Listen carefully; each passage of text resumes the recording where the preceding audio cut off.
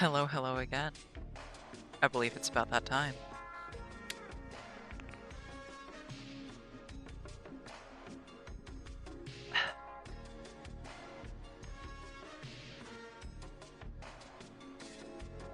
Hello, chat. Good to see you again. Good to see you again.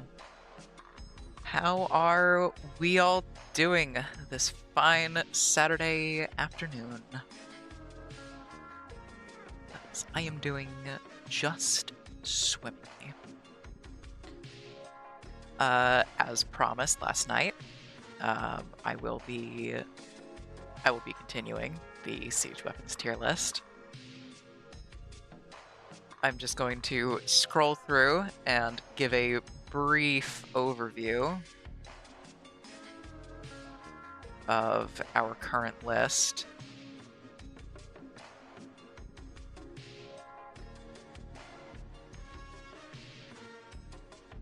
So starting at S tier, we have the meme cannon itself, the Boss G, followed by the Automag, the C7E Barrel, the AUG A3 Para, Scorpion, Deagle, AK-12, CSRX, and G36C in A tier.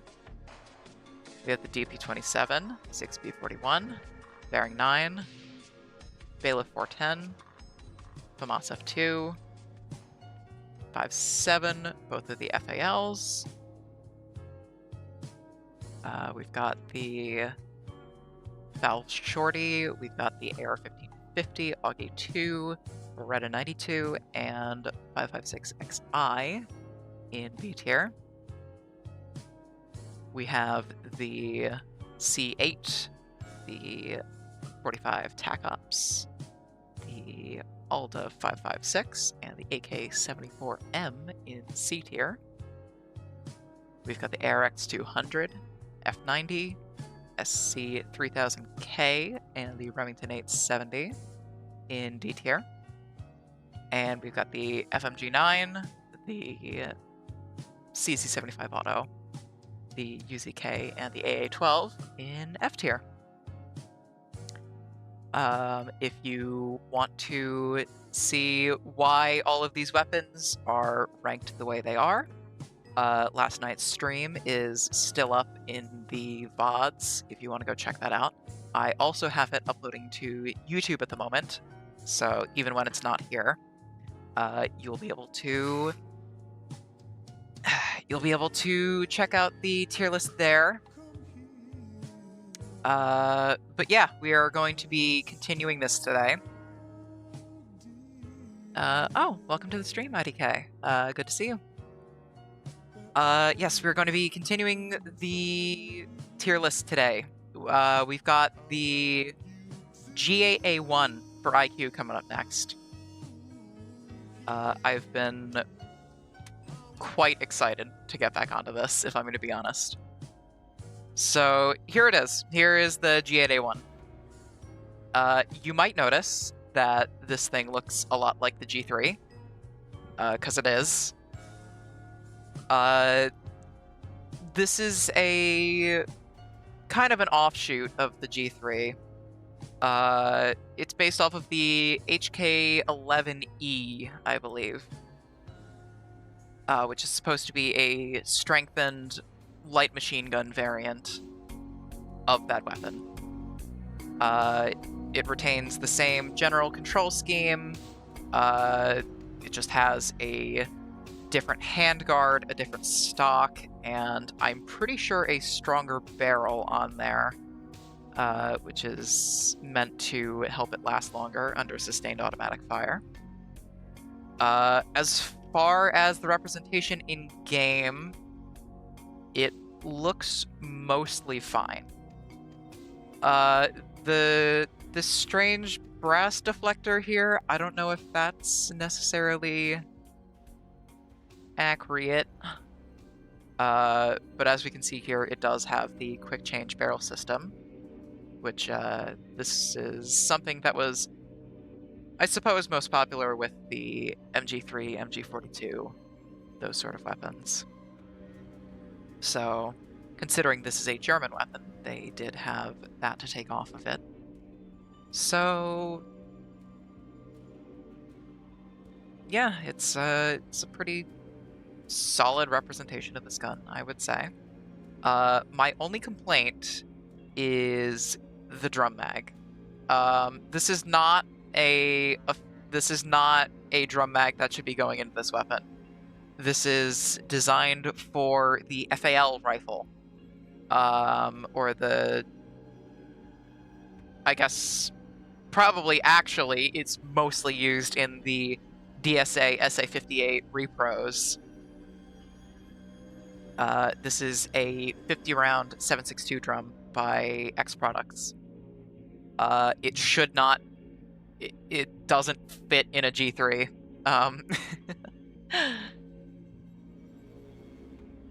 That's kind of my only real big gripe with it. On the whole, it's a very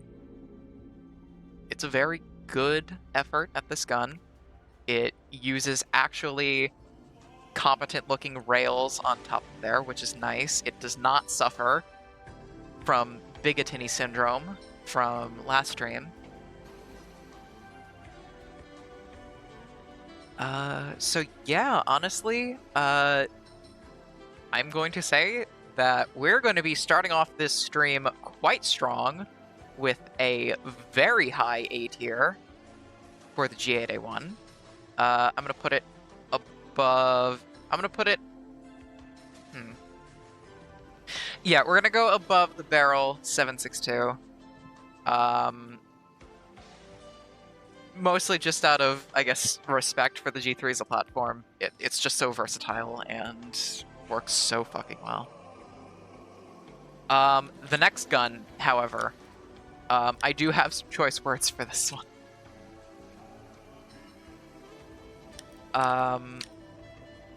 So quite a few operators have this weapon. I'm going to go to Iona because I know for a fact she has it. Here is the Gone 6.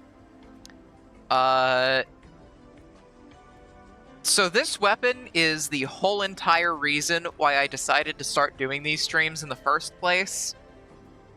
Yeah, I was endlessly curious about this weapon and where it comes from, who designed it, just like what the whole thing about this is. So apparently the name of it comes from an old term for hand cannon used in ye olde times. That is quite contrasted by its futuristic-ass design. Yeah, apparently it fires explosive rounds, but it doesn't do that much damage to players. You can only kill downed players with it. It's mostly just used for destroying bulletproof gadgets, which is... I mean, I guess it's got a niche, but, like, why do that when you could just, like, bring Sledge or, you know, anyone with any amount of hard destruction capabilities instead of this thing? It doesn't really have much of a place in the meta, as far as I'm concerned. I never use it, unless I'm just kind of dicking around and memeing. But I mean, as for the design of it, I think it looks cool. But purely due to the fact that I was looking around for absolute ages, like a fucking madwoman, trying to figure out where the hell this thing comes from. Yeah, no, I am not hugely enthused about the fact that after all of that research, the only conclusion I could come to is that this is a completely fictional design, it does not exist, and it probably will never exist. Which is a shame, because it's a pretty neat looking design. Like, I like the sights, I like the break action operating principle. I think it looks cool. I think the stock on it's a little bit stupid, but, you know, it looks like it folds, I guess. I mean, on the whole, it's not horrible. It's just... Yeah... Well, it's not even a shotgun, because it only fires a single shot. Also, hello, Llama. Nice to see you for the first time here. Yeah, I'm pretty sure it's based off of a single-shot shotgun design. It kind of invokes, what's it? Like that one Russian shotgun. I think the RMB 93, I think it's called. Or, you know what it actually reminds me of? There is another Russian shotgun design called the Tulyak. It's a break-action single-shot shotgun that fires KS-23 shells. I kind of fuck with it, honestly. I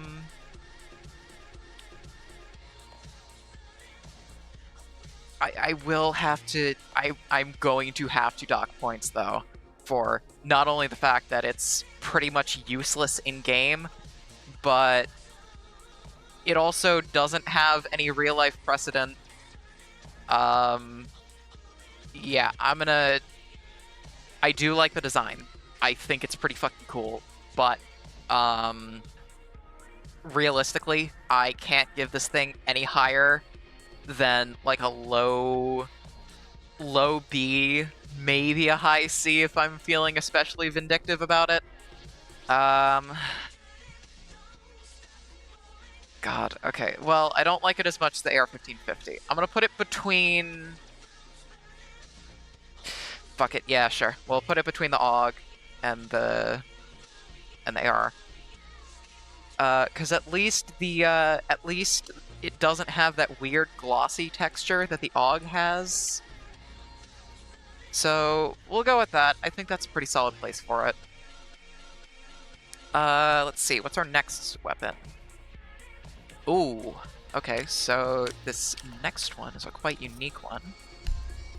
Our next weapon is the GSH-18. I'm going to be honest, I don't really know all too much about this handgun. I know it's supposed to be... I think it was supposed to be like an alternative to the MP-44-3 Grok pistol, I think?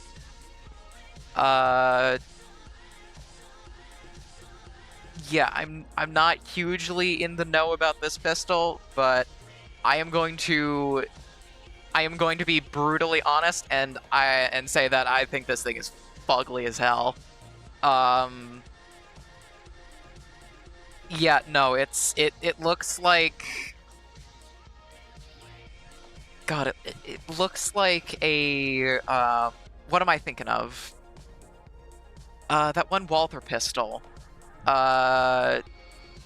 It looks like a Walther P99 if you, like, stretched it out horizontally, I guess? Yeah, I'm not a huge fan of this pistol's design. It's fairly outdated as far as, like, modern pistol designs. It doesn't have any rails, it doesn't have an optic cut, it's just kind of chunky and I don't know. It's just not really what you want out of a sidearm. Its only real saving grace is its high-capacity magazines, but even then, I'm pretty sure it's the same capacity as the Groks, so why would you use this pistol over that? So, I'm gonna keep it brutally honest. I think the Grok is gonna go into D tier. It's gonna go top of D tier. It's going to go top of D tier. Because... You know what? Actually, I'm going to put this bottom of C tier, and I'm going to move the ARX, or the AK-74, to D tier. Because I'm still not... I'm still not messing with the design liberties that they took for that thing. Alright, the next one's a lot nicer, though. The next one is a lot nicer. Our next gun is the AR-33. also known as the HK-33. This is the precursor to the HK G41, which, I really like that gun. I really like the funny dog gun. The G41 is basically this gun with Stanag magazines. This is the gun that came before that. It is a 5.56 version of the G3. Yeah, it really is just that. For some reason, of course, this weapon suffers from Bigottini syndrome from last time. Yeah, those slots aren't correct. If this is a mild case of Bigottini syndrome, if another egregious one comes up, I'll point it out, just for anyone who didn't see last stream. But yeah, overall, I would say this is I'm not seeing any glaring issues. The magazines look correct. I believe it's operated correctly in game. I am pretty sure it has... Yes, it has 25 rounds in the magazine, which is correct. It has the correct black furniture. It also has the correct sights, if you're using iron sights. Yeah, honestly, I like this one a lot. I don't have anything wrong with this one. I am giving this one... Let's see, we'll go mid A tier, just under the Scorpion Evo. Because while it is a very good, faithful design, it doesn't have the unique touches that some of these other guns do. You know what? I'm gonna put it with G8A1. I'm gonna put these two together because they're in the same family of weapon, and they both kind of have the same sort of vibe about them. Yeah, I think that's pretty solid. I think that works. All right. Our next gun is one that I am going to try my best to remain unbiased about. But,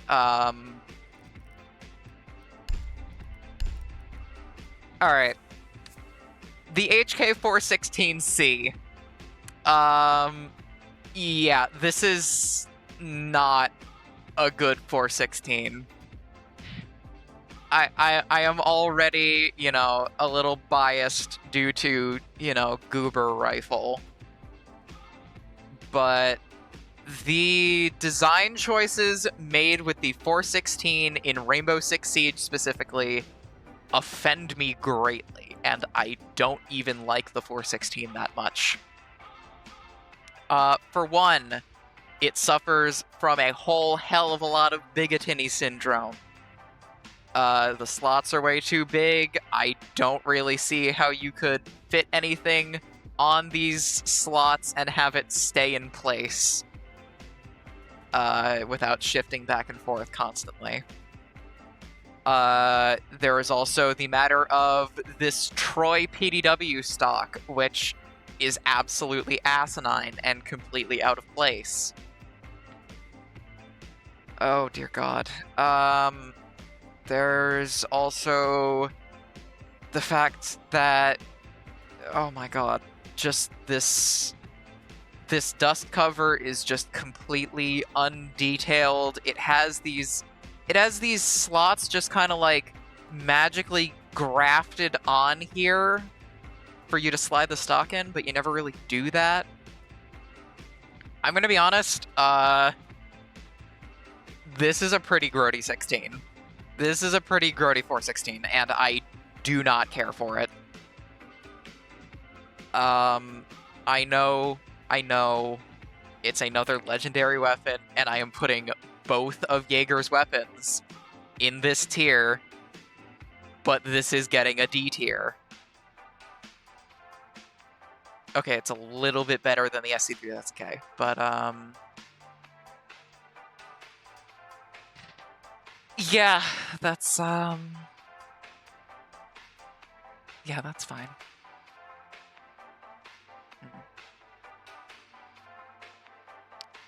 Okay, the next one I can be a little bit more positive about. Halo Blaster 12, welcome to the stream. I'm not quite sure I recognize the name, if I'm going to be honest, but if you know me from somewhere, nice to see you again. Okay, so our next gun, Whomst has this gun? I know Twitch has it. Okay, here is the HK417. Oh, Halo Blaster, thank you for the follow. Okay. Oh, and thank you for following as well, IDK. Alright, so 417. Yeah, this one has a lot of the same issues as the 416, but not to the same extent. It has a very, detailed dust cover. That's good. Oh, and thank you for the follow as well, Llama. It means a lot. Thank you. Yes. This gun is... It's better. It uses the HK E1. I don't... Okay, this isn't the... It's not the slimline stock. This is the original HK416 stock, which is very nice to see. It's a little low detail. There isn't very much texture work on it. It's pretty flat, but all things considered, not bad. The sound design on this gun is quite good. It has a very punchy sound to it. In fact, here, let me go and give you a little auditory demonstration. The 417 has a quite thunderous boom to it, and it sounds angry. Yeah, it's pretty angry.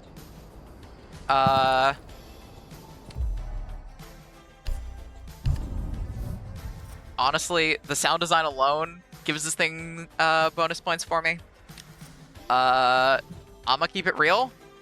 This one is going to be getting a much higher tier than the 416. Okay, maybe not much higher because it still has a lot of the same issues. I'm gonna put it just under the I'm gonna put it just under the C8 SFW. Cause it's not as cool as that gun. Like, you can't really beat the underbarrel shotgun. The C8's pretty scuffed, but it's still a pretty solid. It's solid enough effort for it. You know what? Fuck it. No. Because I do like this thing more than the XI. You know what? I'm gonna put it just below the Gon 6. It's like just barely on the borderline of this.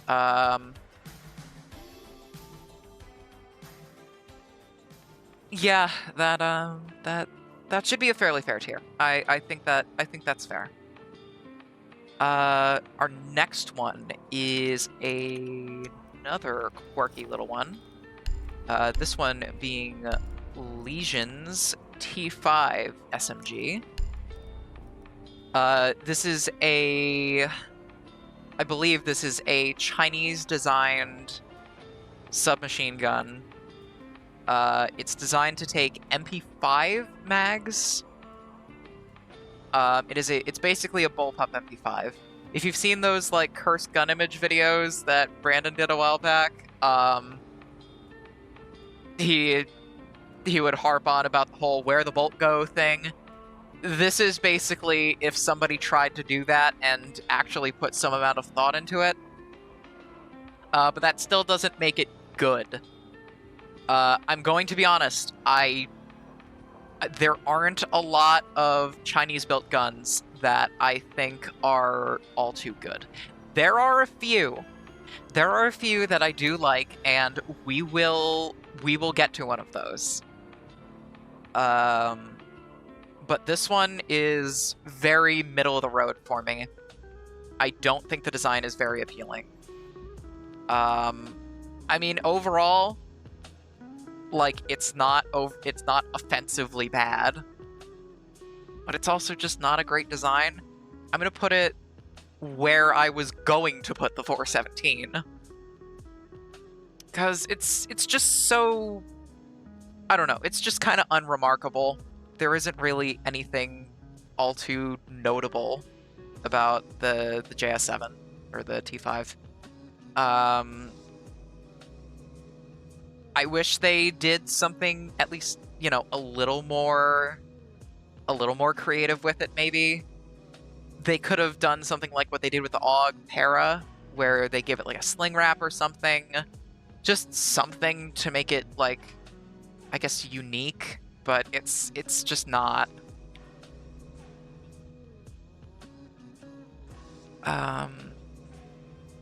Alright. So, our next gun, however, I do have more positive words for. Oh.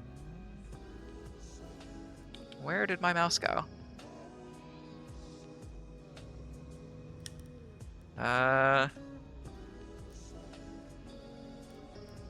Okay, my mouse has vanished. Never mind. Okay, we got it. Okay, our next gun belongs to Mr. Vigil. Here is the Daewoo K1A. For some reason, they classify this thing as an SMG in the game, despite the fact that it's a carbine, however the fuck you want to pronounce that, chambered in 5.56.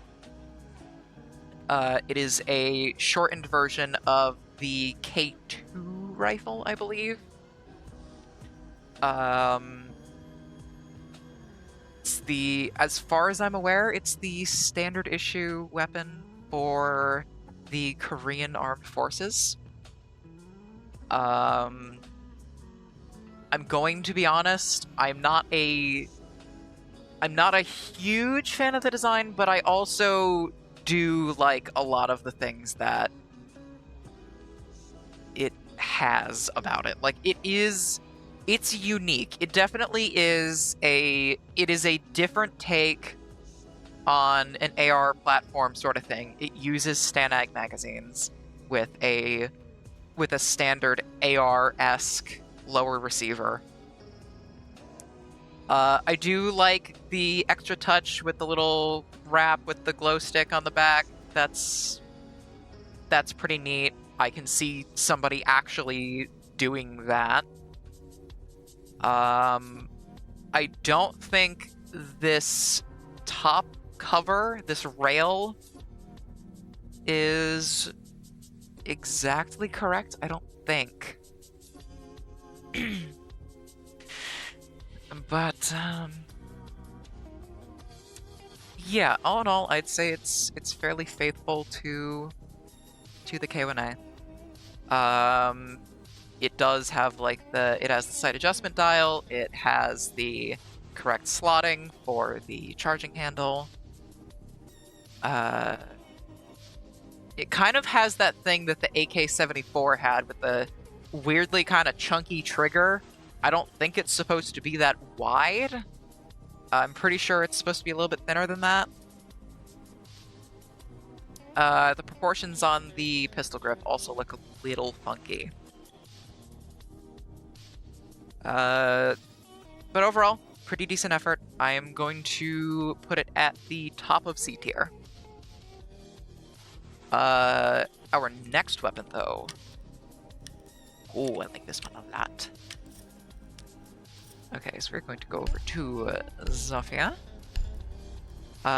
Behold, the LMGE, also known as the, I believe this is the Crytek LMG.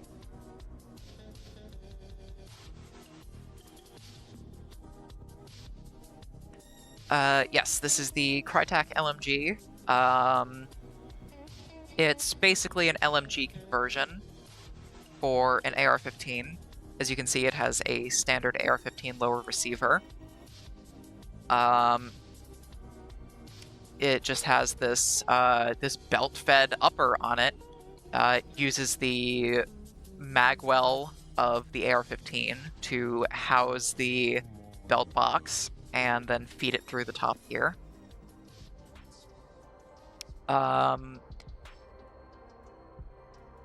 I've noticed a lot of people comparing this thing to the Ares Shrike.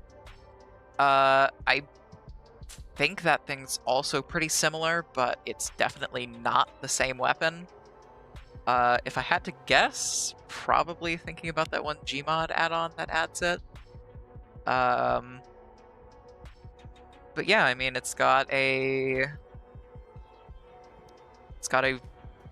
fairly cromulent set of attachments. My only really gripe with the LMGE in its base configuration like this is that it looks like fucking Shrek ripped a fat one all over this thing.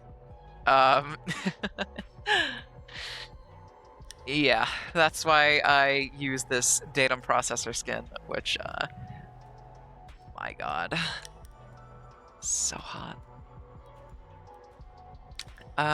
Yeah, this one is going to be getting a high tier from me.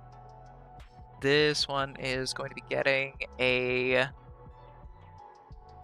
you know what? It's gonna go above the HKs. It's gonna go just below the Scorpion, I think. You know what, actually? No, I'm gonna put it above the Scorpion. I'm gonna put it between the AUG and the Scorpion. Speaking of which, yes, I do remember. I do remember.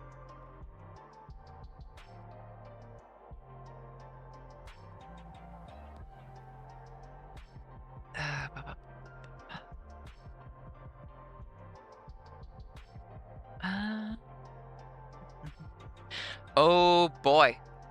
Okay, our next weapon. Oh dear. I don't even know how much I gotta say about this one. I mean...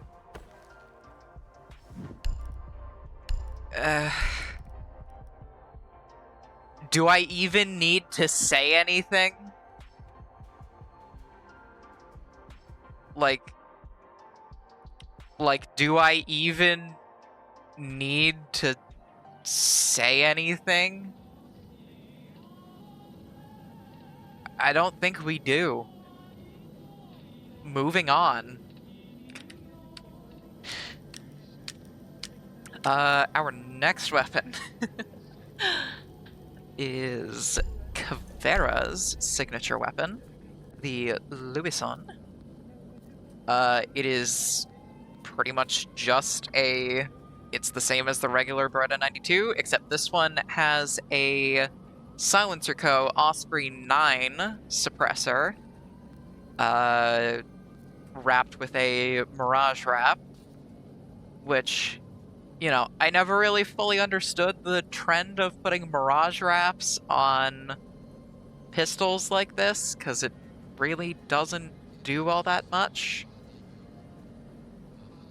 But I will say, I will not deny that it looks really fucking cool.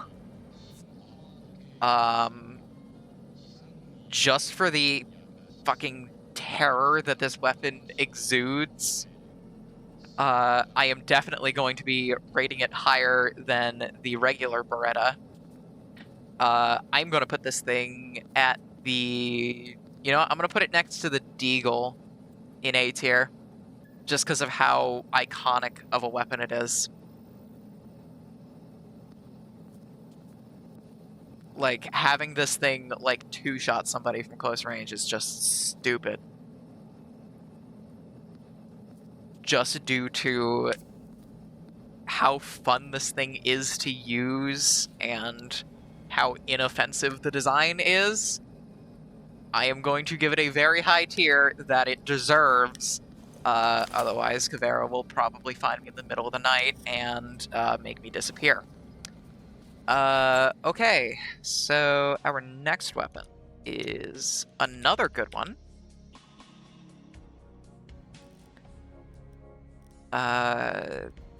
Castle has this one, I believe. Yes.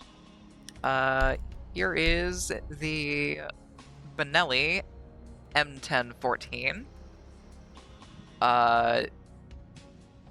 It does have Fonky Rail Syndrome. It does have Bigotiny. I still don't understand that. Also, this mounting block for the laser up here. I don't really know what's up with that. I don't think any that are in this sort of profile exist. I think it would probably be easier to just put the laser, like, literally anywhere else. But I mean, as for a Benelli 1014, it's quite good. The sound design's on point. I think it's quite good. It's not, like, the greatest representation of this gun. But all things considered, it's not doing anything wrong. God, I gotta zoom out again. This list is getting real fucking big.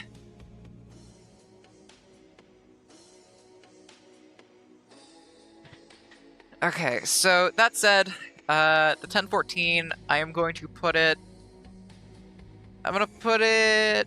we'll put it between the... We'll put it between the 5.7 and the FAMAS. I'd say that's a fairly decent spot for it. You know what? Actually, no. I'm gonna put this all the way at the top of B tier. There is nothing wrong with this gun. As far as I can...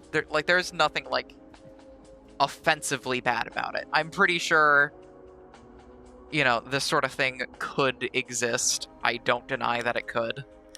I am not a custom M1014 mount denier. Alright. Our next one is on Kavera again.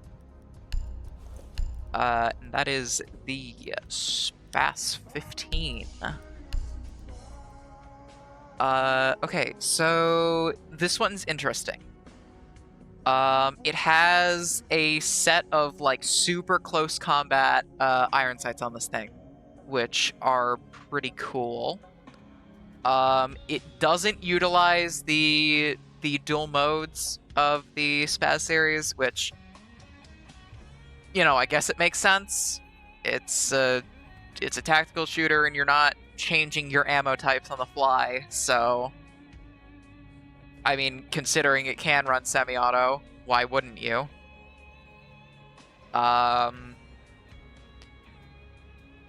Yeah, it's... My only real gripe with it, it's a little crusty. It's a little, It's a little, it's a little crispy around the edges. The magazine is also kind of weirdly thin. The whole gun is kind of weirdly a little bit thin. But, I mean, it's not that bad. It's not that bad. Motherfucker, I reviewed the wrong gun. Alright, we will rate the Spaz 15 anyways. It's gonna go... we'll put it... Let's see. Well, we'll put it above the Parafoul, sure. We are going to have to review the other gun that Caveira has, the Beretta M12. I'm going to be honest, I do not like Beretta submachine guns. This one included. They added the Beretta HRM9 into Modern Warfare 3 a little while back, and I am not a huge fan of that gun.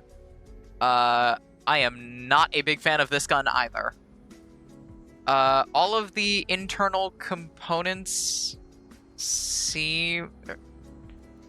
I don't know, it looks a little bit hollow in there, actually. Yeah, I'm not really a huge fan of this one. It's got a slow, chugging fire rate. It sounds kind of wimpy. Like, why you would use this thing over the Spaz 15 is beyond me, because you already have one of the most powerful secondary weapons in the game, right? You can use that at range, so why bother with this thing? I don't know. The Spaz 12's or the Spaz 15's just so much better for Caveira's whole playstyle. And it's also just so much more aesthetically appealing. Like, you know what this thing reminds me of? It reminds me a lot of that homemade Boars SMG. Except that one actually had some nice knurling on the end cap, as our Lord and Savior Zach Hazard put it. Oh, the sudden realization that I had the tier list on the screen the whole time. Yeah, I don't like this gun that much. Yeah, do what they want to it, but absolutely nothing is... And oh my god, I just realized that they just, like, cut open this rail. What is the point of that? Oh, that's awful. Okay, yeah, you know what? You're going with the FMG9. I'm sorry, Youngblood, but that's not happening. Our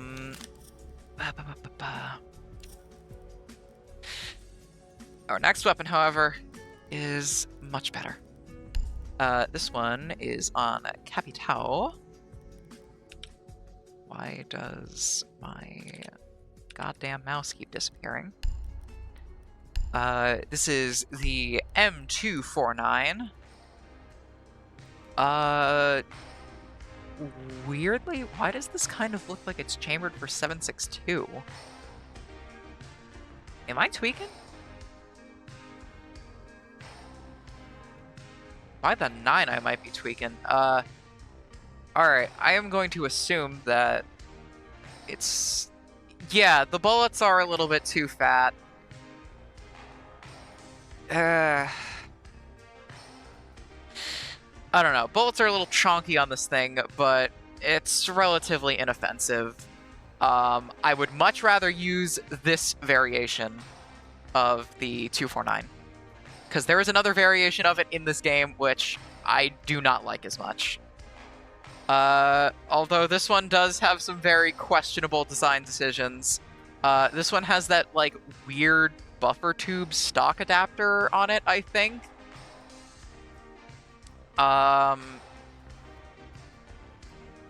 It's also got, like, okay, so there's supposed to be a bipod down here. You can't put a bipod here, because they just made this, like, a solid tube. It's not supposed to be like that. At least, like, the heat shield looks correct. The handguard is, like, a little tall, I guess. At least the trigger looks correct. ejection port looks good. Most of, like, the vital components of it are fine, but it's just wrong in, like, a bunch of little details that are a little hard to... I don't know. I'm gonna give this thing... I'm gonna put it right here. I'm gonna put it middle of C tier. However, I will not be giving the same mercy to the other variation of this weapon. Please do not the M249. Oh my god. So this is the exact same weapon. It has the exact same issues as Capitão's 249, except this one has taken the, I don't know, the crack cocaine Aussie route, and they decided to shove a 60-round casket magazine by Surefire into the Stanag port of this 249. Oh, mamma mia. Yeah, no, don't do this. This is for emergency situations. Use your box mags. Use your box mags, kids. Yeah, don't do that. Don't do that. Okay, our next one.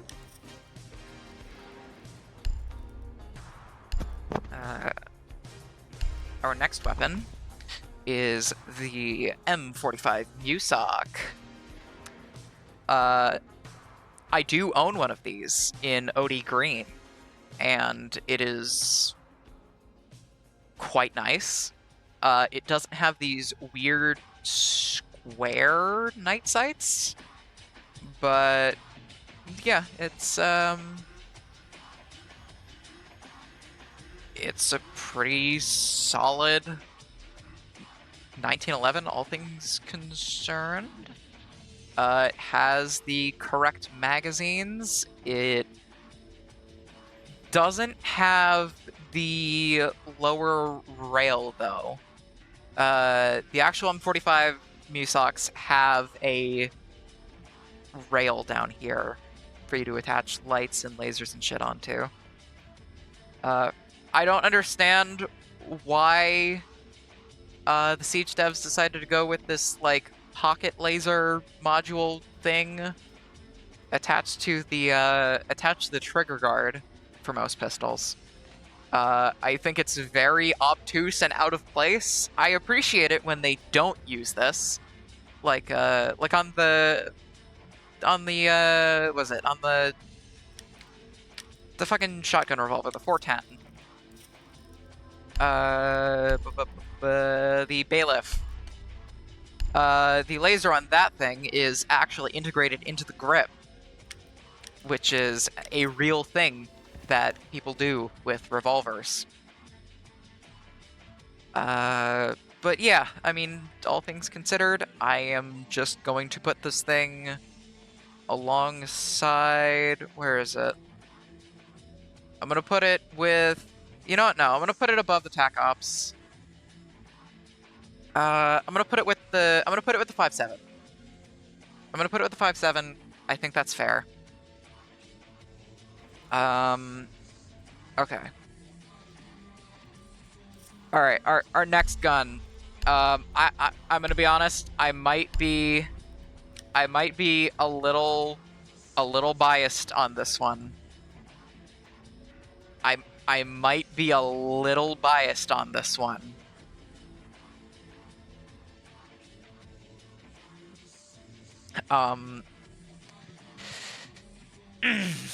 Yeah, moving on.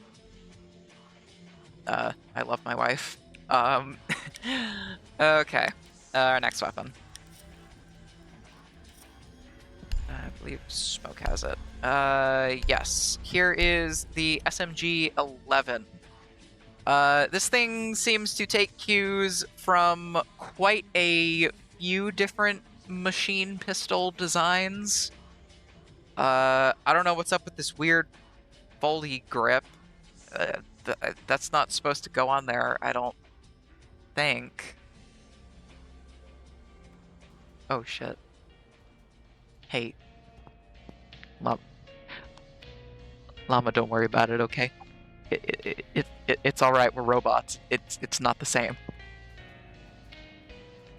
What are the requirements for enabling subscriptions on Twitch? I'm pretty sure it's... I think you have to be an affiliate in order to get subscriptions. So you just have to look up the... You just have to look up the requirements for becoming an affiliate.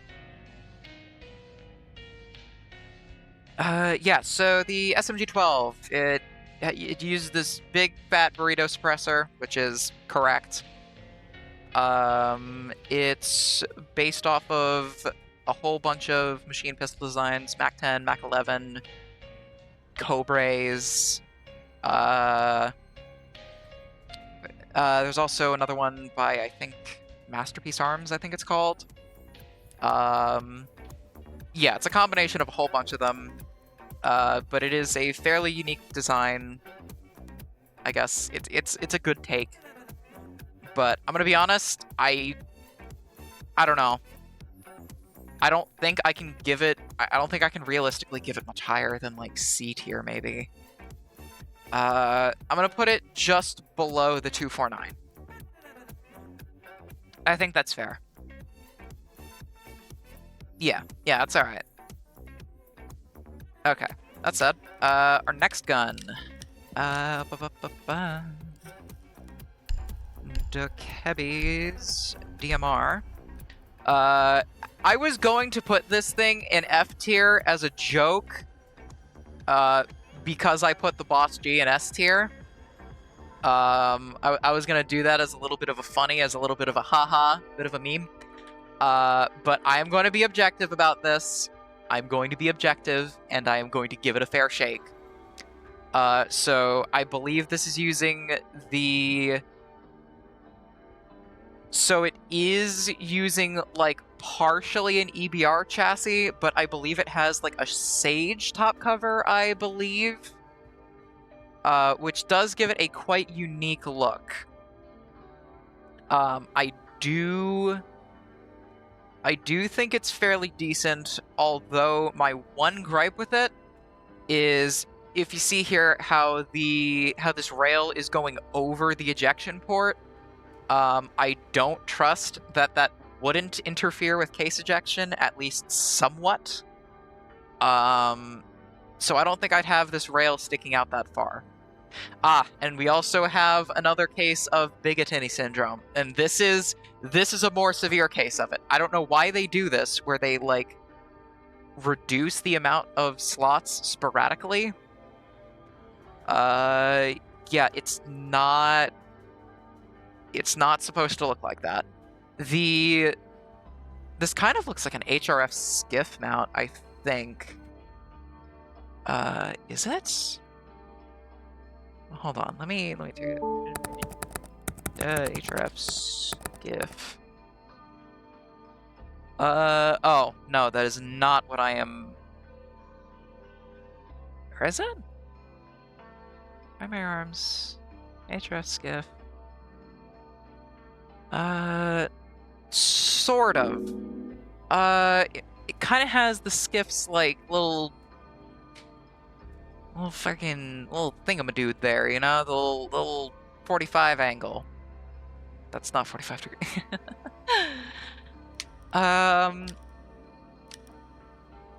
Yeah, I'm gonna be honest, it has a unique design. It has a unique design. I gotta give credit where it's due. It's pretty good. I am going to put it with the M1014. This thing is getting a very, very solid B tier.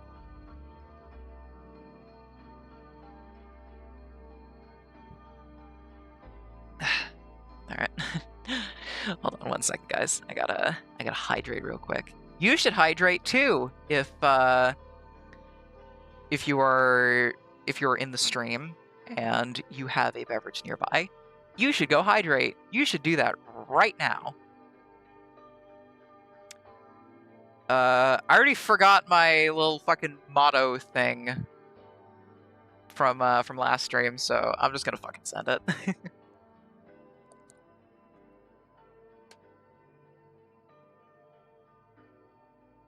Ah. Okay. Right, okay. Alright, let's continue. Alright, our next gun. And get back to me on that. I don't know if I'm gonna be answering that on stream.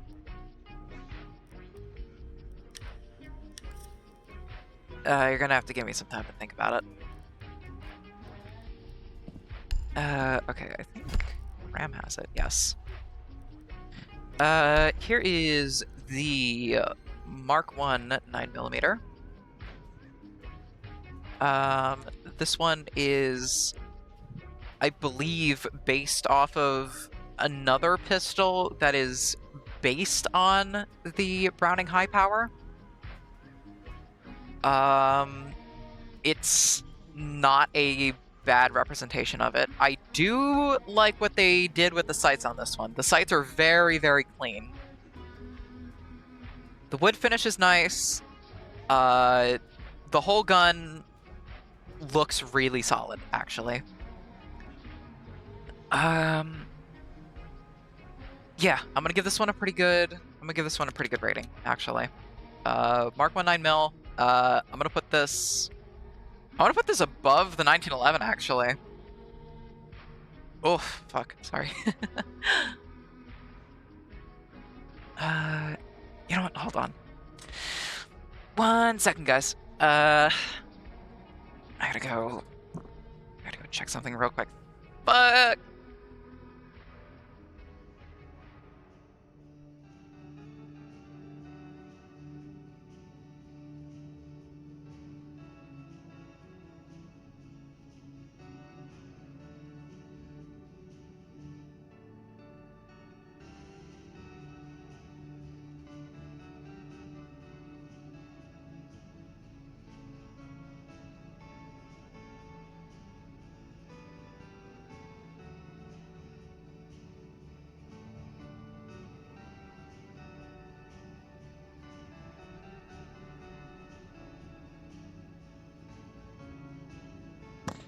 Okay, and we're back. Sorry about that.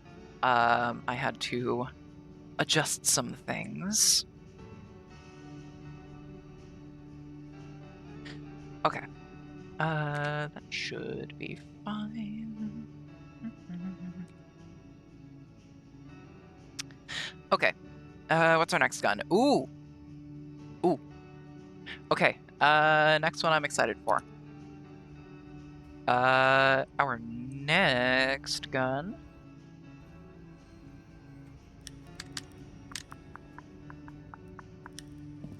Where are you, my beloved?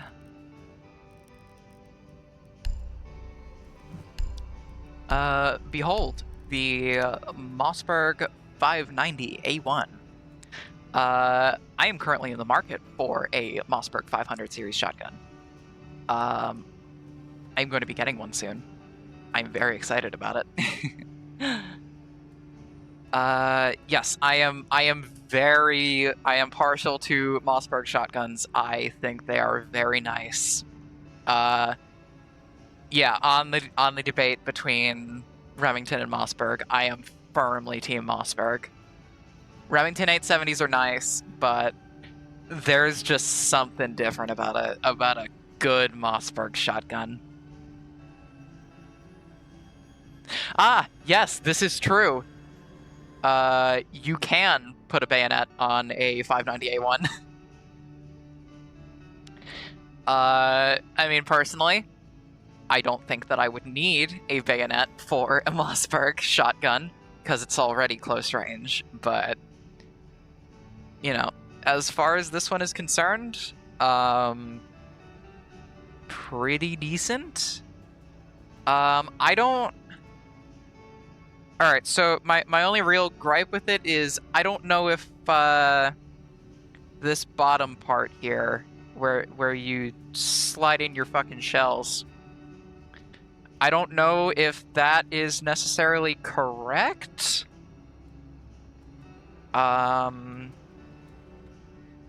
It might be. I don't have one in front of me just yet, but I don't think that that is necessarily how that's supposed to look.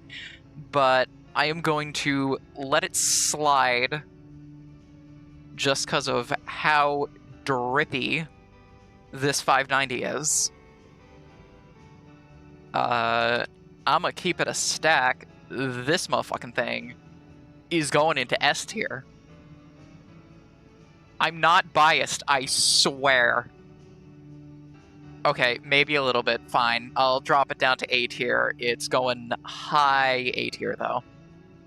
We're gonna put it above the Crytek LMG. Alright. Okay, we're getting on to...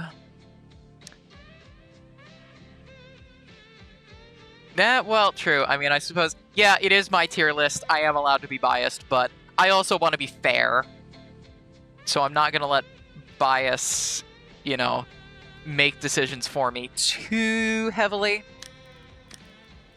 Alright, so...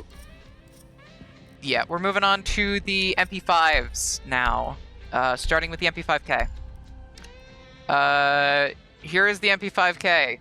It has not aged well. This thing looks like it got thrown off of a truck and was dragged around in the mud for quite a long fucking time. This MP5K has seen better days. I don't know if this stock is necessarily correct. I mean, I don't know. Maybe it's just because I'm, like, looking at it in, like, really close detail, but... I don't know. I'm just... This MP5 has definitely... This MP5K has definitely been through a lot. Of course, the claw mount up top here, it does suffer from Bigatini. That optic is not staying where it is. I guarantee you that. But as far as MP5Ks go, I mean, I think the only real criticism that I have for this one, aside from being a little bit, you know, scratched and beat up, is the angle of the magazine. I think the mag angle is just a little bit too far forward, I think, by just a few degrees. It's not a huge amount, but it is noticeable. I think they do it better with, I believe, with the MP5 SD on Echo. And I'm just gonna... you know what? No. I'm just gonna... Alright, I'm gonna give this thing a... I'm gonna give it a high C tier. I'm gonna give the MP5K high C tier. You know what? I'm gonna put it mid C tier. I'm gonna put it with the 1911 TAC-Offs. They both kind of have like a similar sort of vibe to them, and I'm putting them in this rank for about the same reason. So that's fine. All right. Our next gun is the Rego MP5. This one very specifically.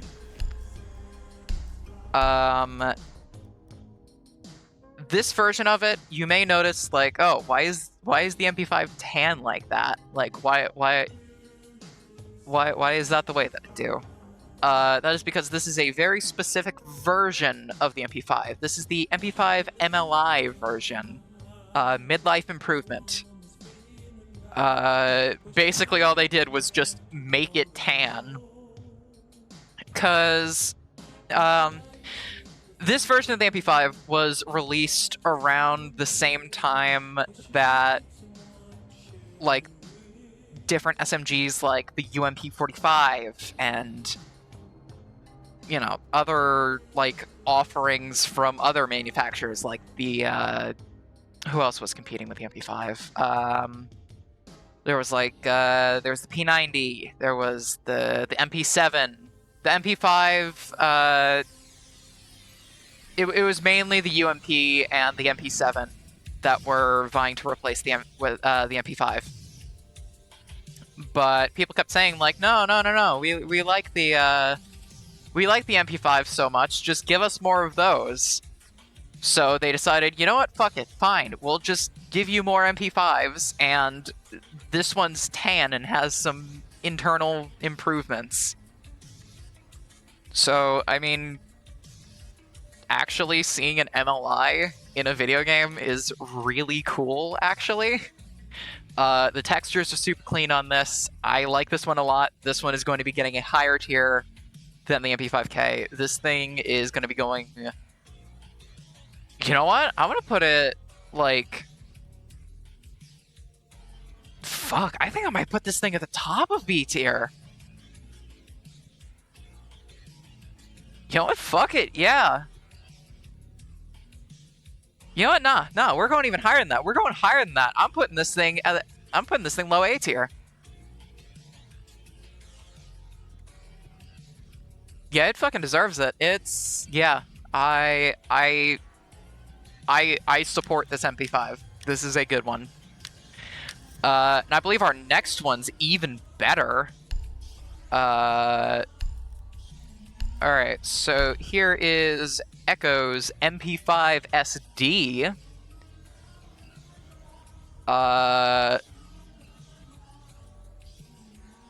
She lied, actually. Well, no. Okay, so so this is a little funky. I do enjoy the MP5 SD's design in this game purely on the creativity front. This thing has the lower half of a Knight's Armament M4 handguard. Basically fucking, like, zip-tied to the bottom of an MP5 SD handguard. So my main problem with this is the fact that there is absolutely no way in hell that this handguard would be just staying there like that. As you can see, you can even see it, how the cable tie goes like... It goes like under and through. So this isn't really supported by anything. If you tried to hold on to this this foregrip here, and you tried rotating the grip either to this side or to this side, you would be able to do that with relative ease. I don't think it's actually held in place by anything, so that's a little scuffed. But if there was an actual mounting system for this that would keep it locked in place, this is a pretty good solution to getting a foregrip onto a MP5 SD. I think it's really creative, and I feel like it is something that a creative type such as Echo would actually do, just as kind of like a fun thing in his spare time, maybe. I'm going to put this one between the MP5 MLI and the MP5K. I'm going to put this one just below the 1014 in B tier. Because, you know, it's got its issues. It's not perfect, but it's quirky, it's got personality, and I like it. Okay, what's our next one? Our next one is the weapon that was trying to replace this weapon. One of two. Here is the MP7. Oh, mamma mia, what the fuck? Okay. So here's the MP7A1. You can tell that it's an A1 because it does not have a bottom rail. It just has an integral folding grip. I mean, all in all, it's a pretty good-looking MP7. It uses... I'm pretty sure these... I think these mags are supposed to have like 42 rounds in them, I think. It only has 30 in-game. But, I mean, that's excusable, I guess. There really isn't anything wrong with the MP7. They did a pretty good job on this one. Of course, Bigatini syndrome, whatever. But yeah, it's got the bolt catch here. It's got the akimbo fire selector. It has the Glock style 2-stage trigger. It's even got like the if you see back there, it's even got like the little like connecting bits, like all the internals of the back of the stock there, which is pretty nice. Yeah, it's a pretty good MP7. It even, when you're using the iron sights, it even uses the correct sights. I don't really have that much to say about it, admittedly. It really isn't anything that special. I'm just gonna put this one middle of B tier. I'm gonna put it above the FALs, I suppose. Our next gun, I do have a little more to say about, though. Our next gun, which is, I know Callie has it. Here is the so-called SP SMG-9. This is a B&T MP9, not the MP9N, unfortunately. It uses the small magazines for some godforsaken reason, but it does use the correct suppressor. All of the rails look correct. It does not suffer from Bigatini syndrome. Okay, so it's subjective, but I like the animations for this thing. You are going to be getting another jump scare of LV Explosive Lanceless CSRX rifle. Set up. It's Start okay. shooting. Don't worry about it. God damn it. Thought I equipped it. There we go. Alright, so here's the SPSMG in-game. Quite fast. It's got some quite snappy animations. Subjectively, I think these animations look quite nice. I like the MP9 a lot, honestly. There are a few games that get it like really, really, really right, and I fuck with them heavy. So this is one of those games that does the MP9 right. So I'm going to give this one an A tier, just above the Deagle. Alright, our next one. Our next weapon on the chopping block is the SIG MPX. This one is a quite good representation of it, except for one glaring issue. All of this looks correct, all of this looks perfect, until you get to the top of the gun and you notice that, this charging handle doesn't lock into anything. Actually, no. No, it does, but it doesn't have anything, like, housing it. I wouldn't trust that this would remain clean for very long. This would also probably immediately start punting gas back into your face, except for the fact that it does not have a modeled gas tube.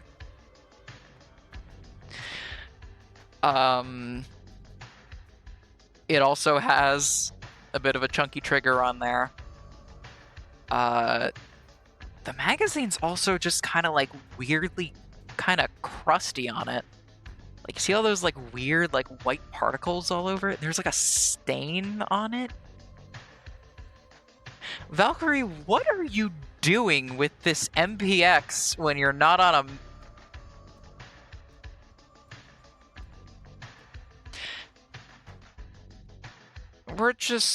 We're gonna move on from the MPX. I don't want to talk about the MPX anymore. We're gonna give it a mid-C tier, and we're gonna give it a mid-C tier, and we're gonna stop talking about the MPX. Okay, our next gun. Oh boy, you guys are gonna get to hear me absolutely butcher how this thing is pronounced. Oh my god.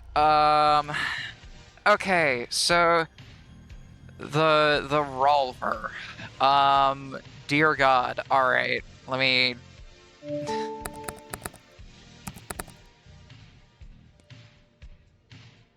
Oh boy. Okay. Okay, so this thing is supposed to be a Manorin, I think. Manurin? Mannerhin? I don't fucking know how to pronounce this.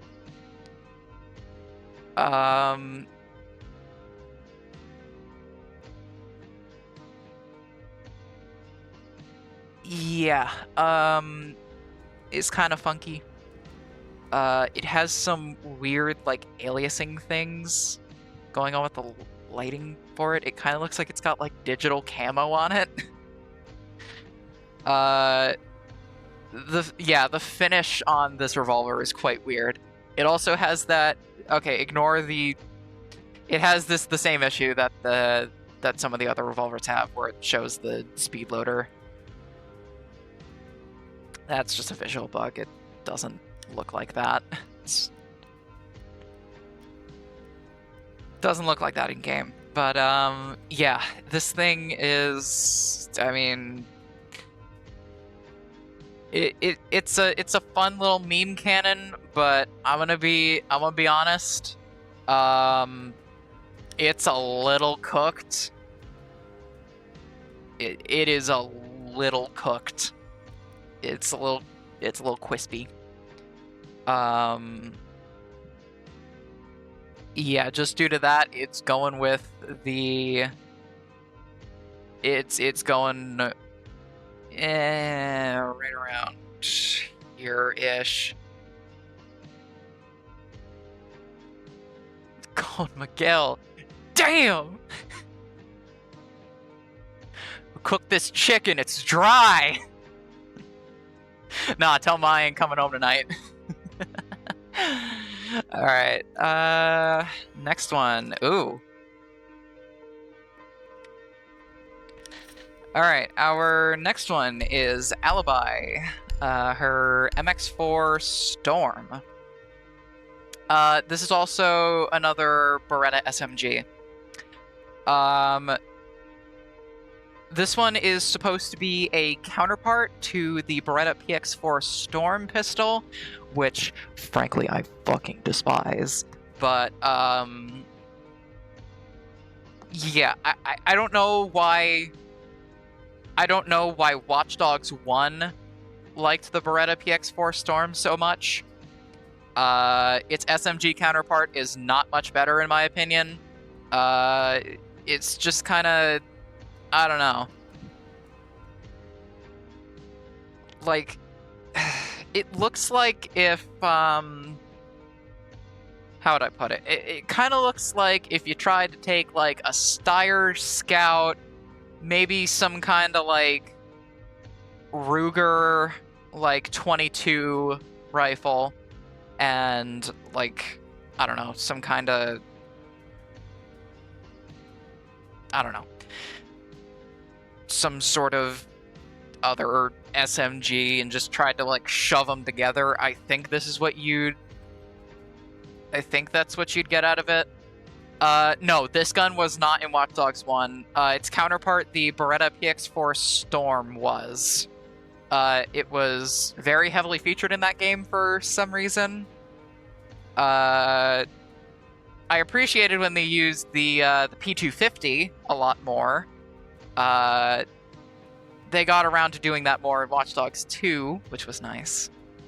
But, yeah, I don't know what their fascination was with the PX4, but this is its companion weapon, the MX4.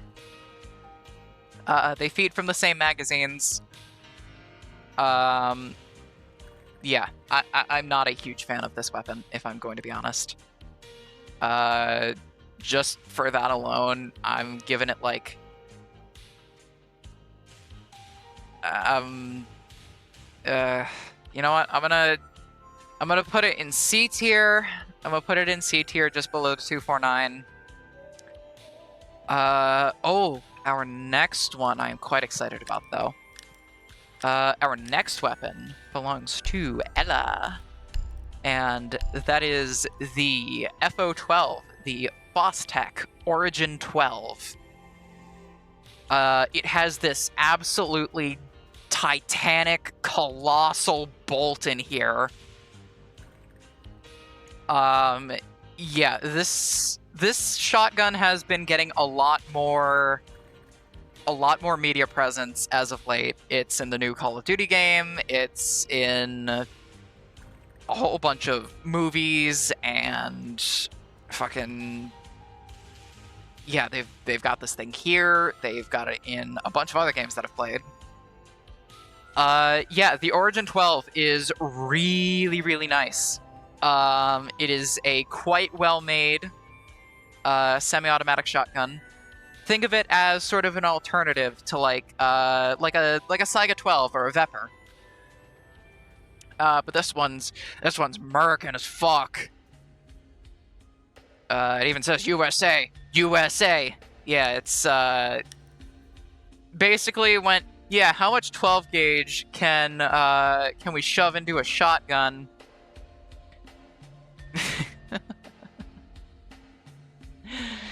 Yeah, it's pretty good. I like it a lot. I'm gonna put this thing in high A tier. You know what? Yeah, high A tier. It's going with LMG.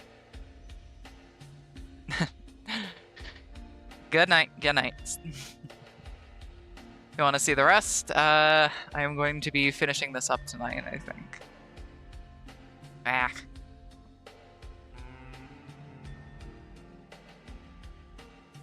Fuck, I'm getting kind of tired. Hey. It's alright. Gotta stay gaming, bro. Can't focus on no girls. Gotta stay gaming. Okay, so our next gun is the CZ P10C. Where is Clash? Loadout, P10C. Here is the P10C. This one has a custom blue anodized trigger on it. It also comes... Oh, Jesus Christ. It comes with an optic cut, but for some reason they just kind of clipped What the fuck? They just clipped an optic mount into the slide where the striker would be. No, I liked this pistol. What did they do to you? Oh my god. I am sorry, P10C. I can't realistically give you higher than like a low C, but I feel bad. I don't remember it being that bad. Alright, well, on a lighter note, our next gun, Hibana's secondary, the P229. You know what, we will show it with this QCR skin. because that's pretty sick. The 229 Legion, it's quite good. It is a compact SIG 226. This is a pretty good representation of it.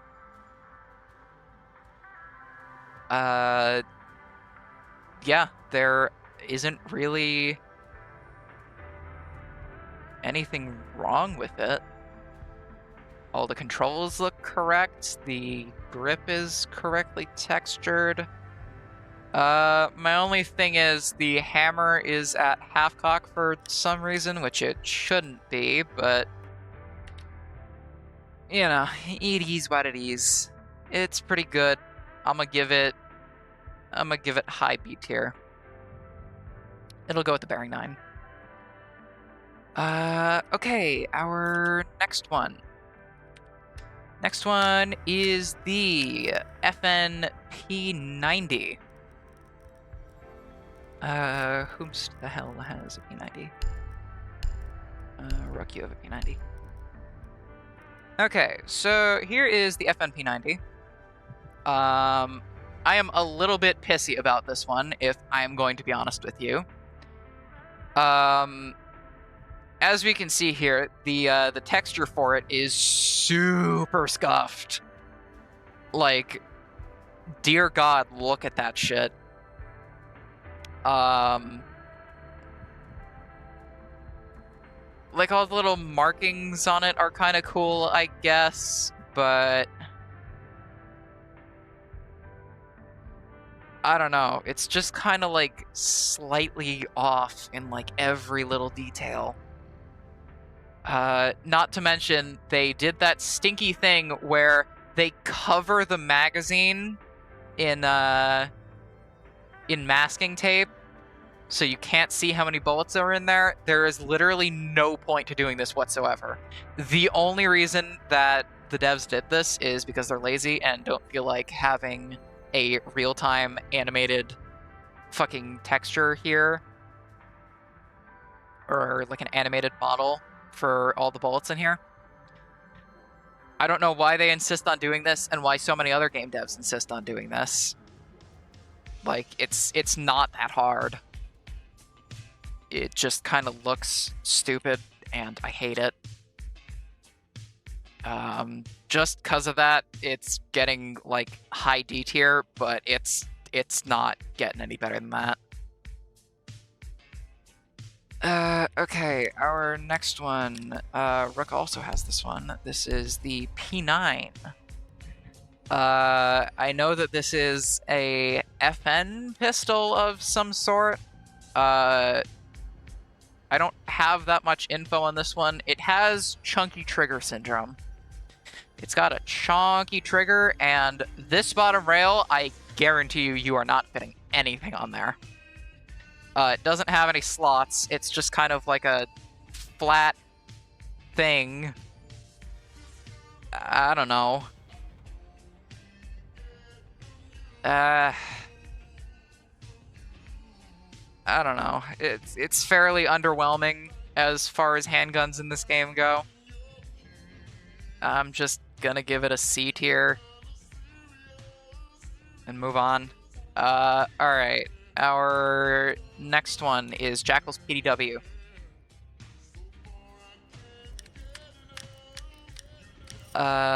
This thing used to be absolutely hilarious when it first released.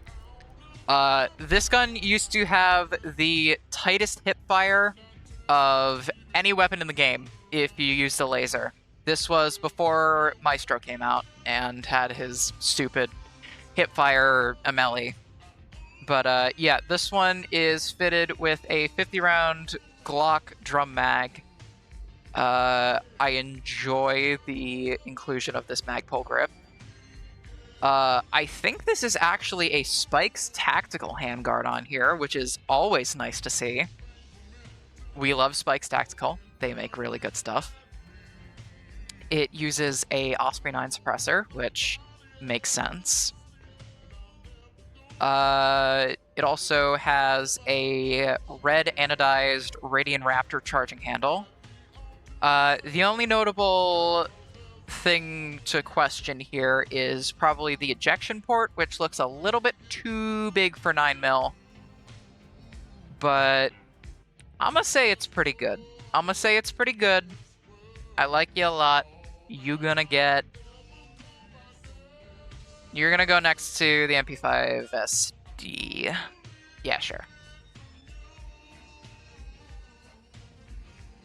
God, we gotta, like, zoom this out even more. Hold on, I gotta, like, fuck,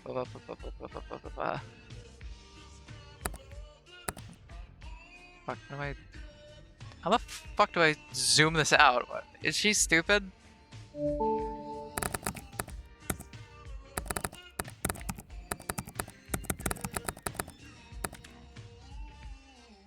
Oh, I have to hold control, my dumbass. Okay. So boop, boop, boop, boop, boop.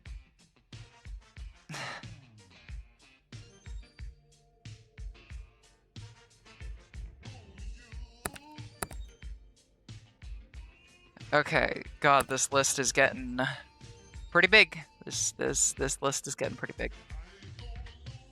Okay.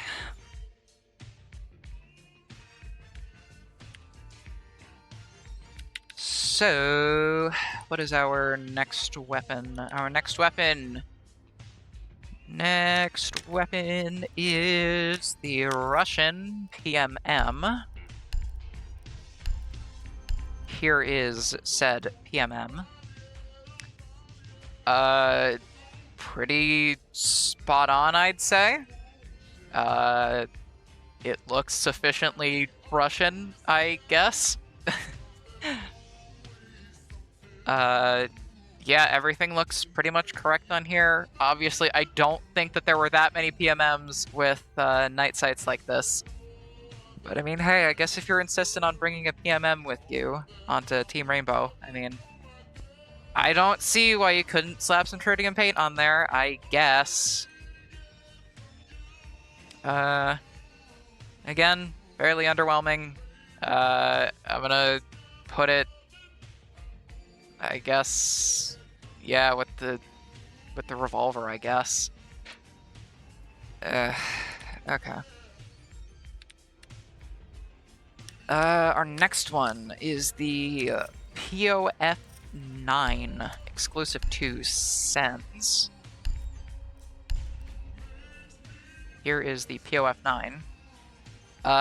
This one's just kind of Jackal's PDW, but better, kind of. I prefer Jackal's PDW's handguard more because I'm a little biased to Spike's tactical, but yeah, this one has the ejection port issue fixed, which was one of my main criticisms with the PDW from Jackal. This one has a Magpul stock, Magpul grip. It's got like this like heavy like billet style. Actually, no, this is actually a monolithic.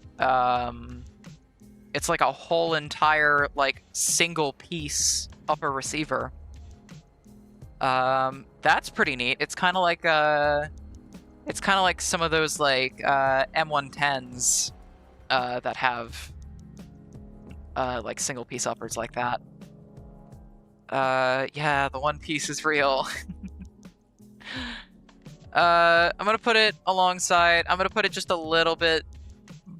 I'm gonna put it a little bit below the PDW. I'm gonna say the M14's a little bit better, but I'm gonna put it there. That seems fair. What do we got next? Next we've got the PP19 Vityaz.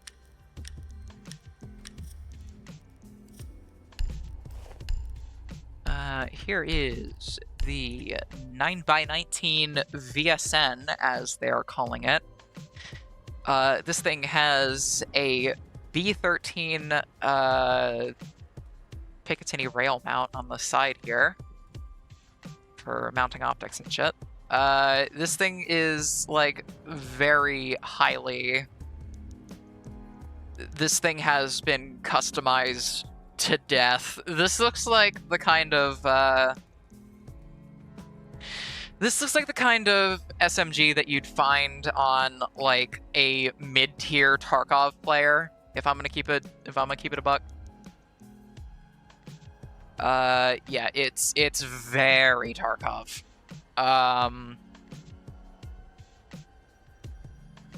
Everything looks correct on it, I think. I'm not seeing any issues with it. The gas block looks correct. It's using the right handguards. Sight block looks fine. Trunnion looks fine. Yeah, I don't really see any issues with it, if I'm gonna be honest. Yeah, it's correct. It's just been customized to death.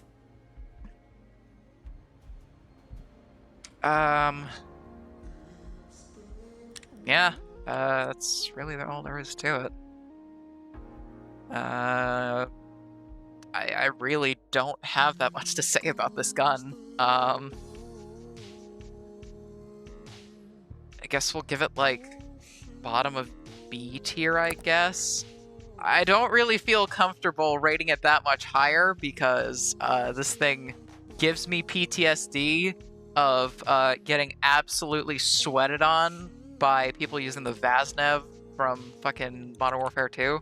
I don't want to go back to that time. Okay. What's next? Okay, we got some nice pistols. We have some nice pistols. Okay. Our next one is the Polish, I think it's called the PR-15 Ragun. I don't know why it's called that, but it's a pretty funky little pistol. Although again, this one, for some reason, despite having an RMR mount modeled here, proceeds to shove a Picatinny RMR mount inside of it and then mounts the optic onto that, I guess? It also has, it also does that weird thing CZ does, where it uses, like, the recoil buffer here as a spot to put a laser, which isn't how that works. Alright. It's pretty cooked. I'm gonna have to put it down here in C tier, actually. It's gonna go with the P10C, because they suffer from the same issues. No, I'm gonna keep it lower than the P10C, because at least the P10C is a little bit more unique. The next one, though, is quite nice. Okay, so if you remember that comment I made earlier about me not really liking a lot of Chinese-designed weapons, this one is one of the only exceptions. That being this one here. This is the QSZ-92. I believe it is still the standard issue sidearm for the Chinese military. I don't know why, but I just find its design very aesthetically appealing. Its siege variant is pretty faithful, I would say. It has a custom mount for the laser here, which is nice, and it sits flush in the design and is actually mounted in there in a way that makes sense. I'm gonna be honest. I am giving this one a high tier. This one's gonna go pretty high B tier. You know what? Yeah, you know what? Fuck it. I'm just gonna put it all the way at the top of B tier. I really like how they integrated the Yeah, I like how they integrated the fucking laser attachment here. Having a custom mount built into the frame of the pistol makes a lot of sense, and I feel like if you were going to try and mount something to a QSC like this, that is how you would do it. Not to mention, the pistol's just downright sexy. It's got nice sights, it's... You know, it's fucking... It just is. It just is. It's the QSC. It's pretty nice. I really can't say anything bad about the QSC. This is like the one good, this is like the one good design that the Chinese military is fielding right now, in my opinion. Well, actually, no. There's this one, and there's also the QBU-201 anti-material rifle, which I like quite a lot. That one's also quite nice. Okay. So, next we have the R4C. The R4C is... Yeah, it is the Siege AR. When you think of Siege Assault Rifle, you probably think of Ash breaching into a building with this thing. Yeah, it's a very standard M4. It's got a short barrel for easy maneuverability in close quarters. Again, the only problem I have with it is... Okay, well, I have two problems with it. One, the charging handle is a little, like, short. It's like a little squished, chunky. I don't know how I feel about that. Like, this whole, like, the top of the receiver here is... It's borderlining, like, 416 level, like rail over body height type thing. It has Bigottini, you know, so that's gonna dock at a few points. This is pretty much the most middle of the road weapon that you could get. It is the bog standard. I am going to put it right about here, middle of B tier. It's just gonna kind of middle out there, I guess. Which, I mean, that makes sense. It's not anything super crazy, but it's not trying to be. It's just a standard gun. Okay. Next one. Who here has the Rainini? Rainini. Here is the Keratos 357, also colloquially known as the Teeny Rainini. Well, no, that'd be the 20DS, or the 200, or whatever. Yeah, this is a, this is basically the alternative to the Montauban Model 6 Unica that you get in the States because you can't get a Unica. For some reason, this one's kind of funky. I think it might just be because of the speed loader shoved in there. But if the rounds actually do protrude out that far on the in-game model, that is quite concerning. In fact, actually, let me check. Let me check.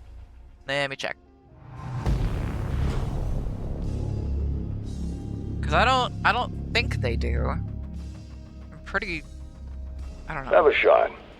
Literally. Yeah, no, you can't see the rounds protruding out the front here. It's just because of that. Yeah, it's all good. Yeah, the Chiappa Rhino, it's a quite good series of double action, single action revolvers. They fire out of the bottom cylinder like a Unica. In particular, my love for this revolver has been reignited due to me having played Signalis recently. So, you know, being a little biased and there also being nothing wrong with it, I am putting the Rhynini in S tier. I'm gonna put it between the M4 and the Boss G. I gotta take another sippy. My throat is killing me.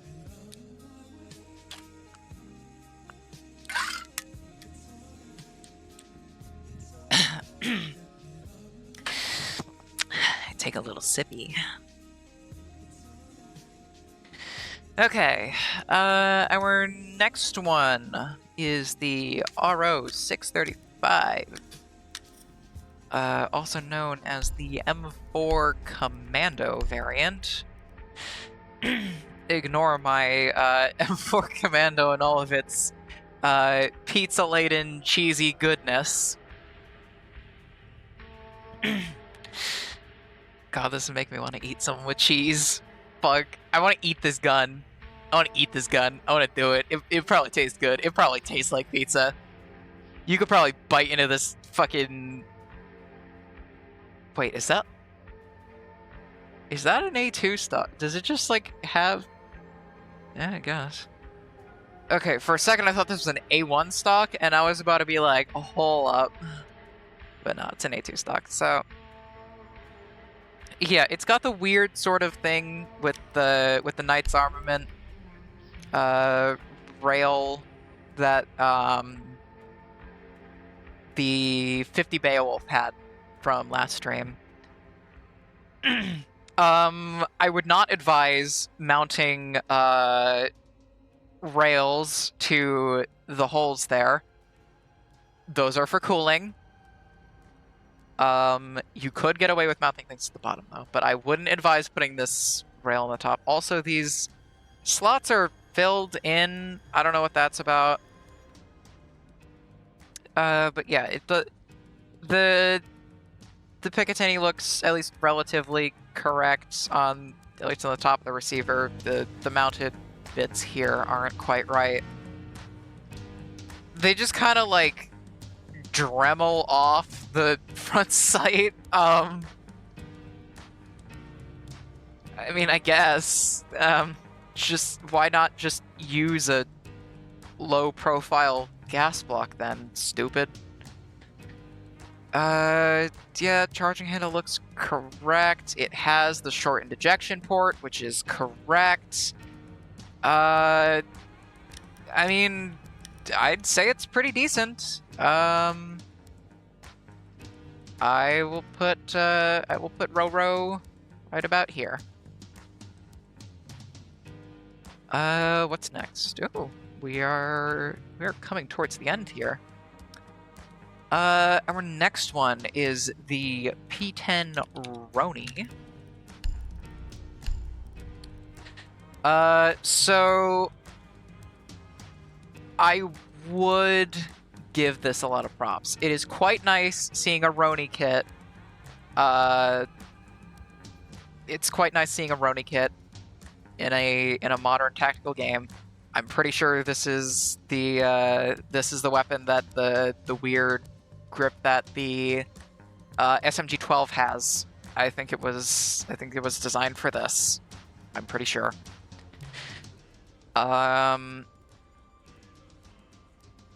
Yeah, it's a fairly decent take on the Roni. I suppose my one glaring issue with it, though, is the fact that this thing is intended to be used with Glocks. And this is implying that it is using a CZ P10C, which I don't know if the Roni exists for CZs. I don't think so. So I don't really know where I should rank this. I think I'll just put it above the 249, I guess. guess. I don't know. Alright, well, our next one I should be able to read a little better. That being the sausage. Yeah, this thing is pretty solid. It is a very custom Saiga 12. I heard a lot of discussions online, people saying that, oh no, it's not a Saiga, this is a Vepr 12, but I'm pretty firmly of the belief that this is definitely a Saiga.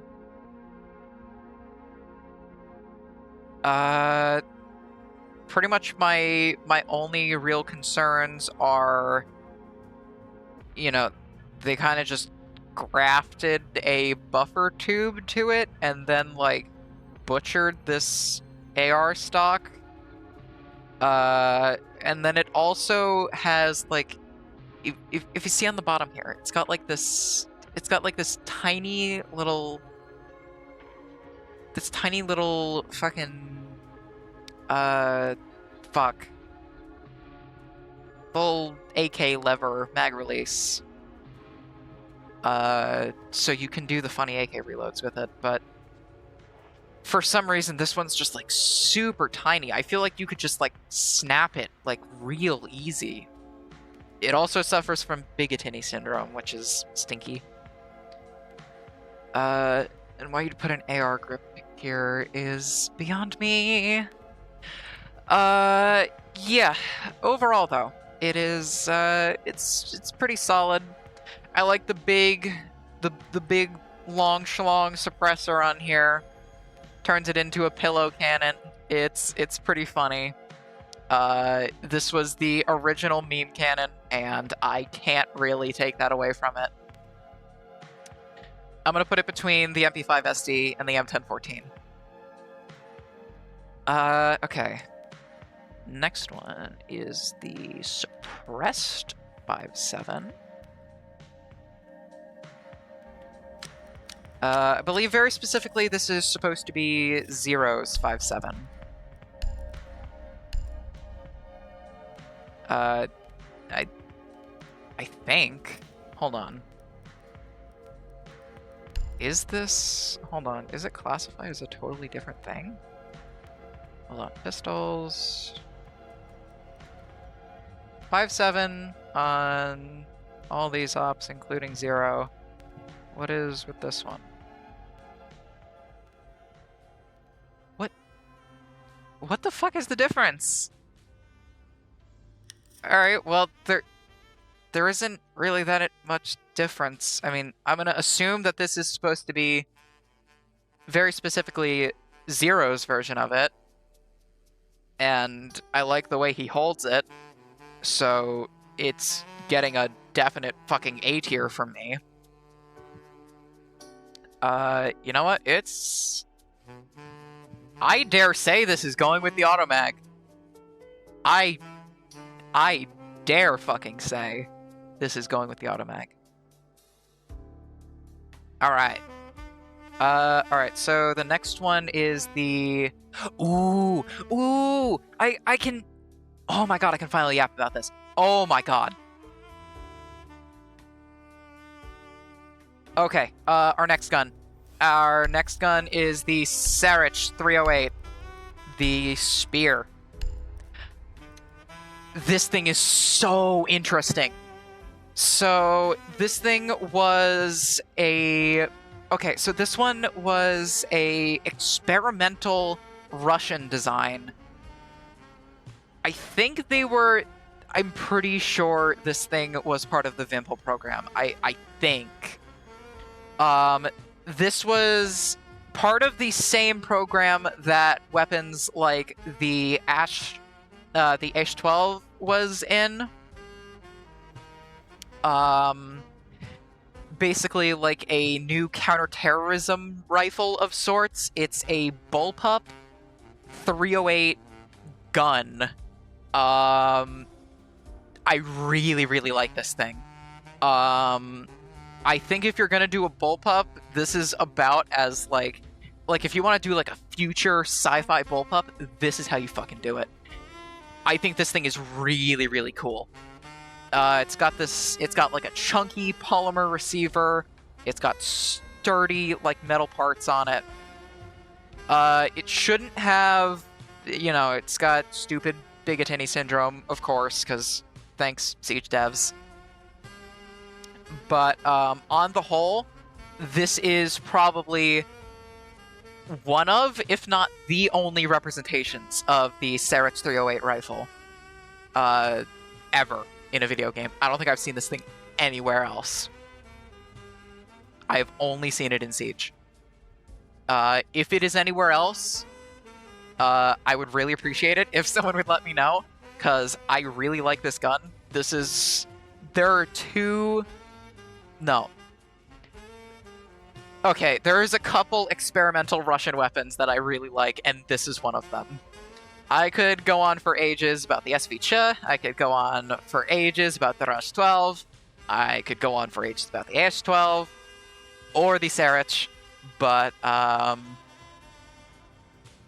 yeah, unfortunately, if I continue to talk about this gun, we are going to be here literally forever. So I'm not gonna talk your ear off about this thing. Just know it's a funky it's a funky rifle. It's experimental. I don't think it actually went anywhere. I don't think it officially got adopted. It went the same way as, like, I guess the AN-94 and the original AK-12s. I really, really like the Sarich. It is going high A tier. You know what? Fucking no. It's going bottom S tier. It's going bottom S tier. I can't help it. It's just so unique. It's so unique. Okay. Our next one is the Scar H on Snackbeard. Yeah, it's a Scar H. Black Ops 2 had the Sarich in it? Really? Hold on. Nah, you're kidding me.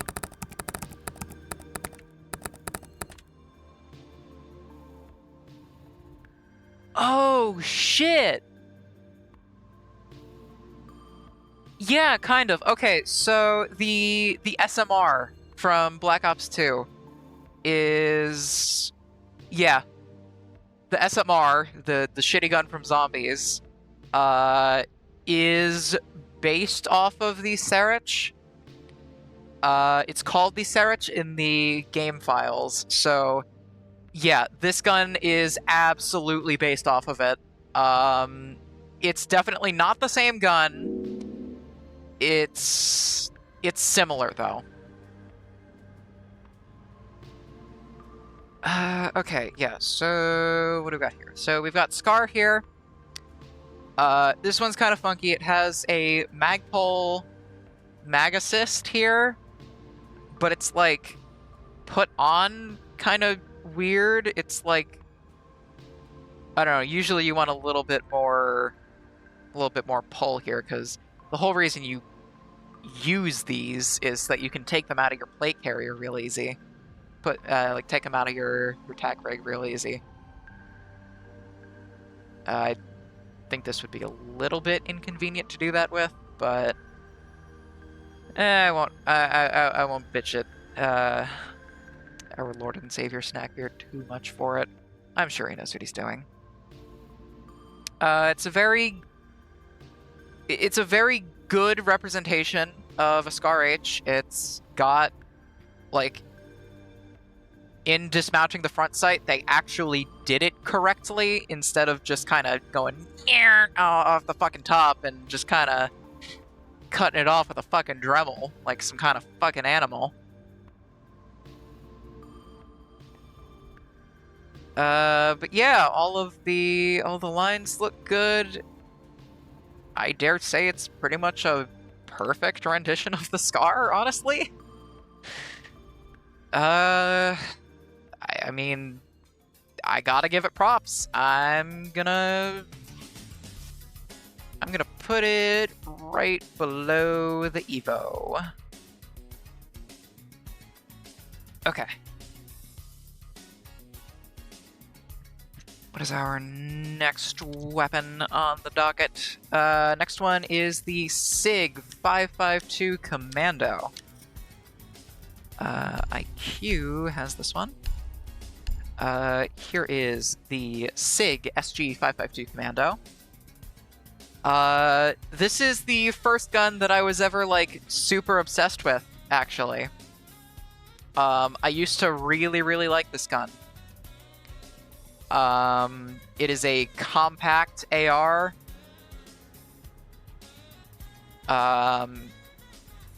Yeah, this is basically, it's the same general operating principle as Thermite's 5.56 XI. This is a more large-scale SIG rifle. This is basically the sized-down version of it.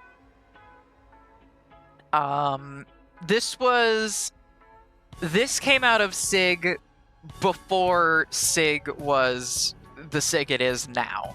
This is when SIG was like a primarily like aggressively Swiss company, and they put it on all of their branding and stuff like that. And it's pretty good. It has proven its worth. It's a pretty solid gun, and I would say that its siege variation hits all the right marks. I'm not noticing anything egregiously wrong with it. It even has the correct grip mounting, like the little rail attached here. That's actually correct. I don't know about this one on the side here. I think that might be right. But yeah, on the whole, this is pretty good. This is pretty good. They knew what they were doing with this. They took their time, and it paid off. I'm gonna put this just under the POF9. Okay, our next one is the SG CQB shotgun. SG CQB. Let's see. SG CQB. Okay, this gun. I am not a huge fan of this gun, if I'm going to be honest. I think this stock looks pretty stupid. It is literally, like, just a piece of wire that they welded in the middle here, and then just kind of, like, slapped a butt pad onto. I'm not a huge fan of this, like, ridiculously long pump. I don't know. It has a long tube, but it doesn't... How many rounds does it hold? It only holds 7. It looks like it should hold, like, at least, like, 9 to 11, maybe. I don't really like the SG-CQB that much. I think it's a pretty unappealing shotgun design, especially when there's so many better ones in this game. I want to put it in D tier with the 870. The next one, though, is much more nice to look at. That being the SIG 226 Mark 25. This one is the precursor to the 229 that we covered earlier. This pistol has seen a lot of favor with a lot of different units. Most famously, the British SAS like this pistol a lot, and the U.S. Navy SEALs like this pistol a lot.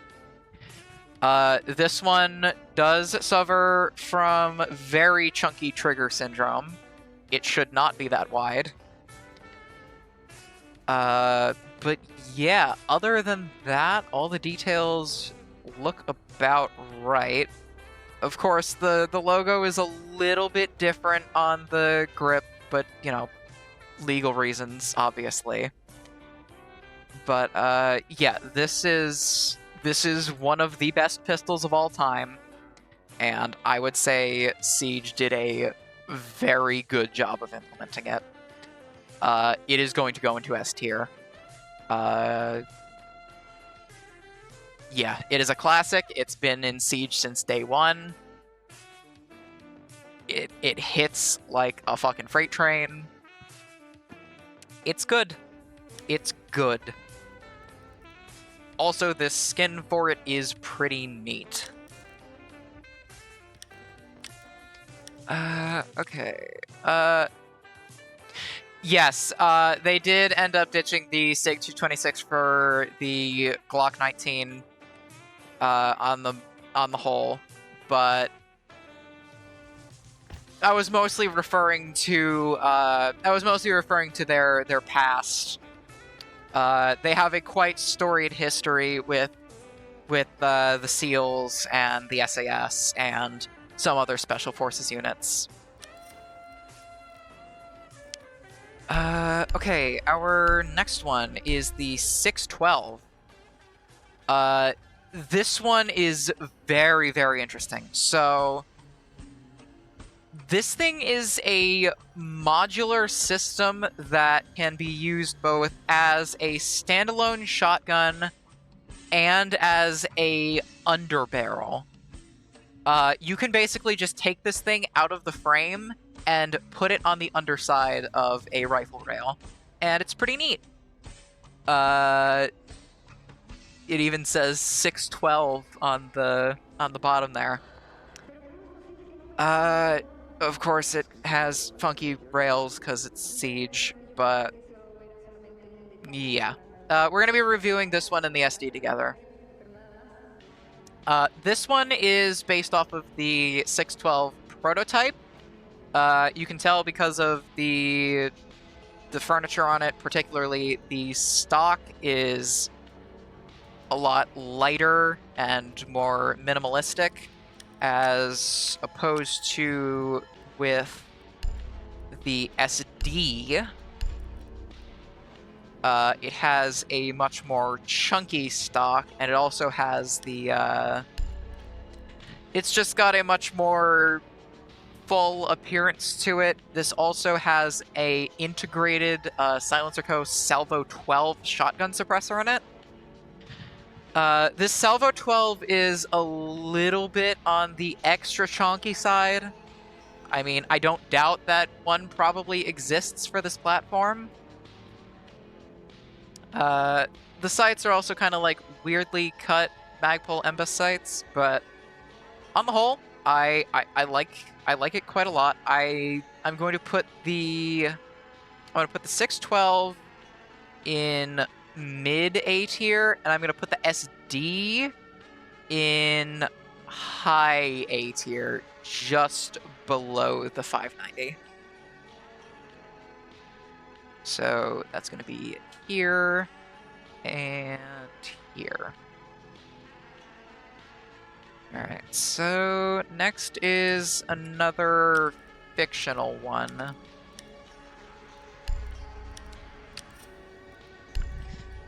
That would be Dekevi's SMG-11. As far as I'm aware, this is not a real design at all. It uses the magazines from that Masterpiece Arms SMG that I mentioned earlier when talking about the SMG-11.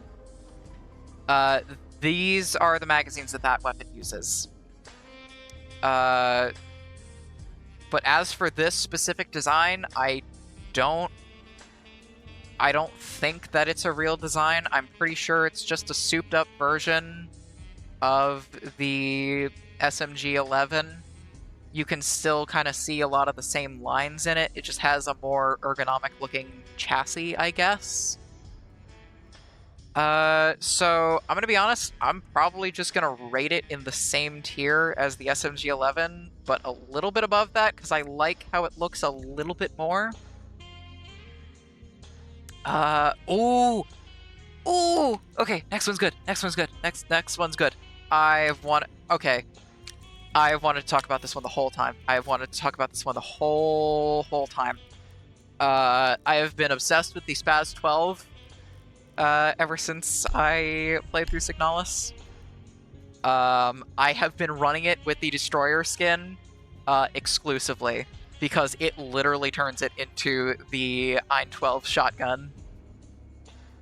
It's so cash. It's so good. This is probably one of the best representations of a Spaz 12 I have ever seen in a video game. In particular, allow me to show you the empty reload Take all the animation time for this you thing. need. Alright, observe. So you slap one in there, and then you actually hold down the carrier latch, flip the gun upside down, and load it that way. You actually use the carrier latch, and you use it the way that the operating manual suggests that you should. This is very good, and gives me faith in humanity.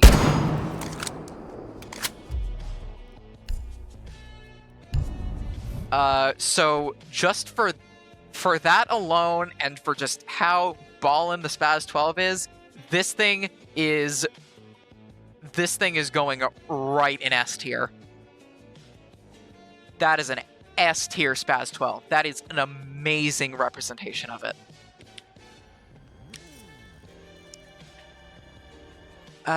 Okay. Our next one is the Sphinx SDP compact. Here is my attempt at a nacho cheesy or fucking pizza SDP, I guess. Actually, let me switch over to Gridlock so it's not so silly. I can judge it more objectively. Okay, so here is the base version of the Sphinx SDP. I am not a huge fan of this pistol. I feel like it's just weirdly kind of like too tall. It looks like, I don't know, it just looks like somebody stretched it vertically, and it just shouldn't look like that. I feel like you could make this gun a lot more compact. I don't know. Or maybe it's just something with the slide, like, you could just, like, have it just, like, a little bit lower. You could just have it, like across there and just lower the controls a little bit. Like, I don't know. I don't like the Sphinx SDP. I think it's kind of fugly.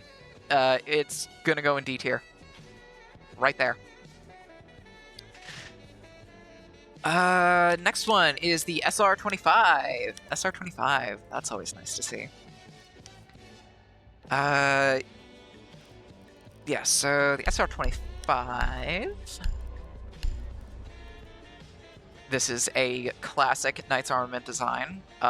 This one has a Magpul UBR stock on it, which is nice. It has a weird-looking Geisley handguard on there, one of the old ones. It also has a railed gas block, but it has the top rail going over it, which is real funky. But aside from the handguard, like, the general shape of, like, the upper and lower receiver are good, the magazines look good, the stock looks good. Yeah, honestly, if they just fixed this top cover, it'd be probably pretty much perfect. I don't know about this bolt catch. Just having the two little grooves on there. That's a little strange. I also don't know what's up with this little... I don't know what's up with this little dot on the fire selector here. I don't know what that's about. Yeah, I don't know. It's just kind of pretty middle of the road. I think I'm going to put this one a little bit higher than the 417.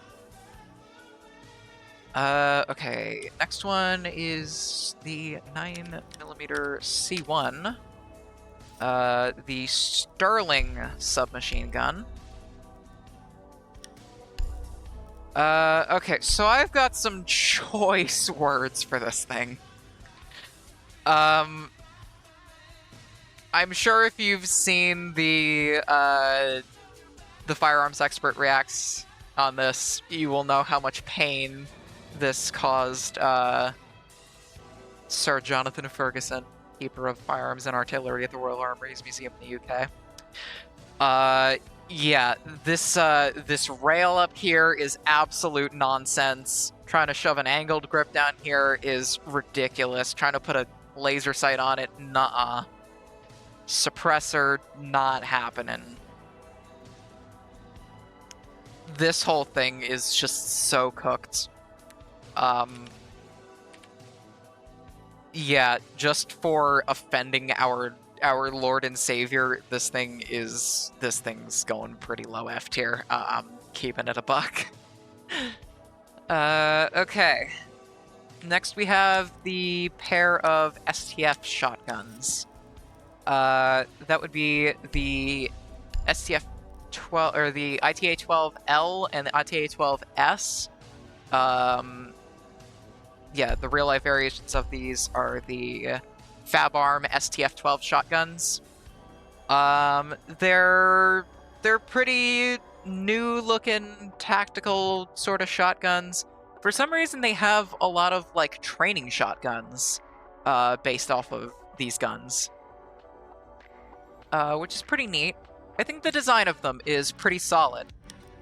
It looks good both in its full configuration and the shorty. I don't have any complaints with either, except the fucking rails, but I'm not gonna harp too hard about that.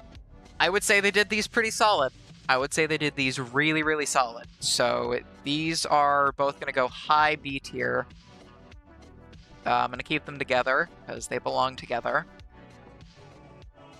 Okay, going back to Frost for our next one. Holy shit, is that Frost?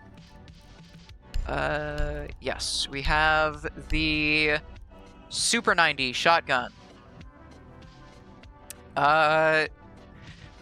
Yeah, I'm pretty sure we all remember the Sniper 90 of yore, how this thing used to be able to dome people across the map with relative ease.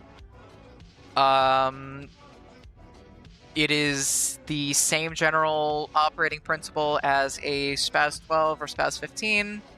It is both semi and pump action capable. Frost uses it in semi-auto, as you would expect. Nothing is really noticeably wrong with it. The rail on this one is quite good. My only real concern is the mounting block here is a little scuffed, but you know, you don't have to use this gun with you don't have to use this shotgun with a laser. So I'm not gonna dock it points for that. We're going to put this one. Okay, where's the SPAS 15? We're gonna put it with the SPAS 15. Okay. Oh god. I just noticed we are saving the absolute best for last, by the way. I've got some choice words about that gun. Okay, our next one in line is the Supernova shotgun. The Benelli Supernova. It is finding a lot of favor in recent time. It's been nice seeing this thing popping up in places other than CSGO. Yeah, the Supernova. It's a fairly standard pump action 12 gauge. It is made by Benelli.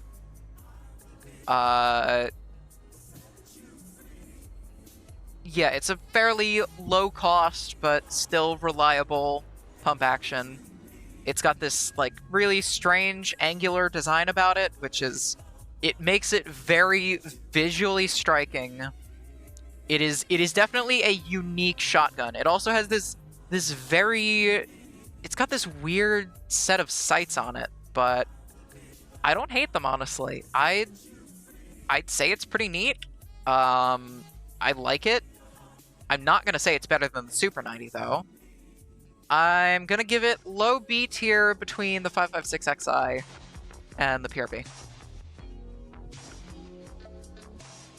Let's see. So next we have Glaz's OTS, the Dragunov SVU. Well, actually, technically, I think this is... No, it's an SVU. Yeah, so here is the Dragunov SVU. For whatever reason, instead of just using a scope like a normal human being, for some reason he has decided that we need to use this, like, complicated, like, EOTech magnifier with a thermal lens. I don't think that's how that works, but, you know, it is what it is, I guess. I'm not a huge fan of the Dragunov SVU, if I'm going to be honest. The only time I've ever really been big on it was the Black Ops 2 version, which was a pretty fun meme. But the SVU in real life is not very appealing, in my opinion. It is just a bullpup Dragunov. It's got this weird, wonky, like, wide-ass chungoid grip. I don't know what's up with that, but, you know, it is what it is. It's iconic for Siege, this gun, but I can't really rate it much higher than D tier. I'll put it behind the P90, I guess. Okay. Ooh, next one's a fun one. Okay, so the next one is... I guess, yeah, I'll look at Goyos. Here is the TCSG-12. It is a Middle Eastern design of some sort. It's like a 12-gauge AR, I guess? Think kind of like the, what's it called? Like the, I think it's called like the VR-10 or something. They're seeing a lot of popularity on the American civilian market right now. It's kind of the same sort of operating principle as this thing. But this one, for some reason, fires slugs. Exclusively slugs, just turning it into basically a glorified DMR. Speaking of which, I don't know why I don't have an ACOG on this, now that I got it back.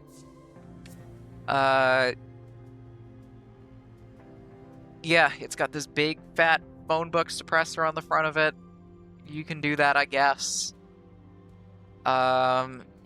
It has the stinky rails, but it has normal rails back here. It doesn't have a traditional charging handle. It has an AK style, like, bolt-mounted charging handle, which is confusing, but I mean, it is what it is. It's got nice personality. I like it. It's pretty funny to tap people across the map with the TCSG. It's pretty solid in its own right. I'm going to give it a... I'm going to put it below the MP7 in B tier. Okay, so from the first stream, I dissed Jaeger's 870, because I was under the impression that, well, I am of the opinion that there is a much better way to do a short 870, and... Oh, right, Mozzie doesn't have it. I'm sorry. God, who does have the super shorty nowadays? I think Castle has it? Yeah. Here is how you properly do a shorty 870.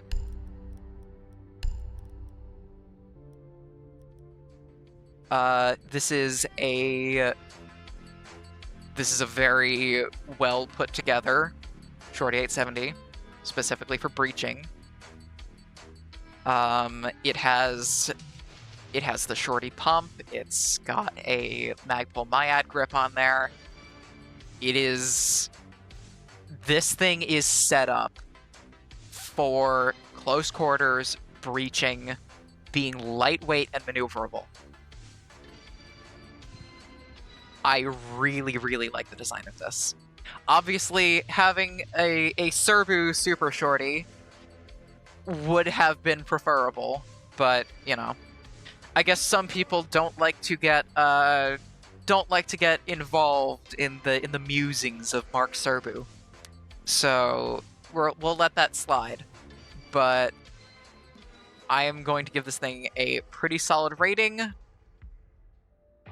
I am going to put it right with the STF shotguns. I'm going to put it just above. Okay. Next we have Hibana's AR. Okay. Hibana Type 89. Okay, here is the Type 89. This used to be the Japanese military's standard service rifle, until it was replaced fairly recently with the Type 20 rifle. You might recognize it as the ISO Hemlock from Modern Warfare 2. I still find it hilarious that everybody was saying that that gun was supposed to be like the ACR, which it totally wasn't. It was completely themed around the season that it was released in, but whatever. But yeah, this is its precursor. It has a lot of, like, AR-18 in there, kind of.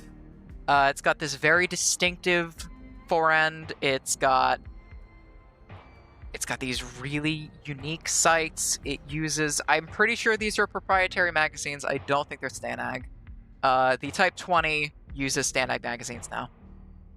I'm not a huge fan of the stock, but I mean, aside from that, it's a well-built rifle that's been serving the Japanese military for years, and has since moved on. So I'm gonna give this thing a pretty high 8 here, honestly. We're gonna put it just below the 612. You know what? No, we're gonna put it above the 612. All right, we're on our last row. Next one is Ying's LMG. This one is the Type 95 LMG. Or the LSW, I guess. I don't know what's up with the magazine on this one. It's kind of like canted off to the side like that. I feel like that would just be like particularly uncomfortable, especially for any right-handed shooters. I feel like that would just bang into your chest the whole time, and it would be really difficult to get a cheek weld with this thing. I'm not a huge fan of this thing's design. I think it's kind of ugly. Yeah, I'm gonna keep it real. I don't really like this one. I'm gonna put it in D tier. Okay. Next we have the UMP-45. Alright. Okay, here is the UMP-45. Not set up correctly, because the goob. Okay, so UMP-45. It was supposed to be the replacement for the MP5. They offer it in... HK offers this gun in multiple calibers. 45, 9, 40. We don't talk about 40. It's a sensitive topic. Yeah, it's a very... I really like the UMP-45 a lot. Just the UMPs in general. Being able to both use a bolt catch or HK slap it is very, very nice. I wish more HK guns would do this. I don't know why HK doesn't do this more, but it's pretty good.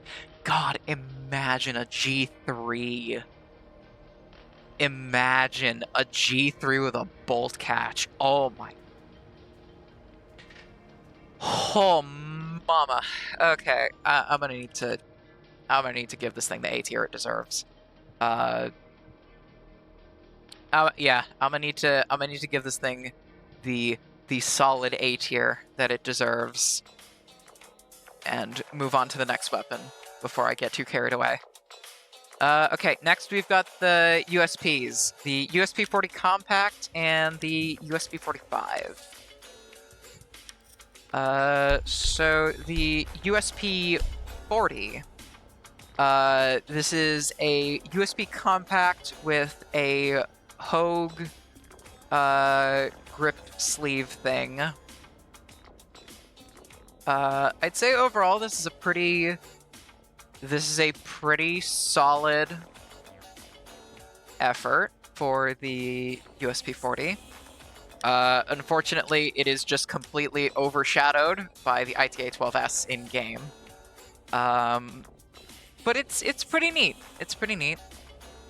But honestly, if I were to be equipped with any kind of USP, I would say that the USP-45 Tactical would probably be the USP of choice.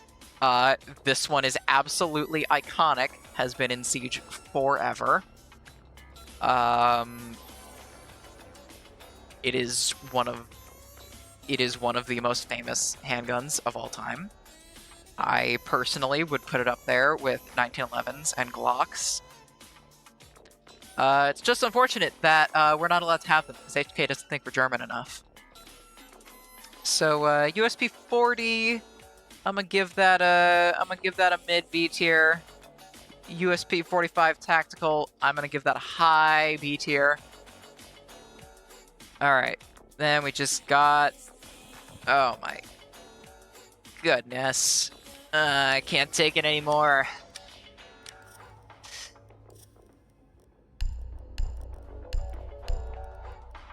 Eating a burger with no honey mustard.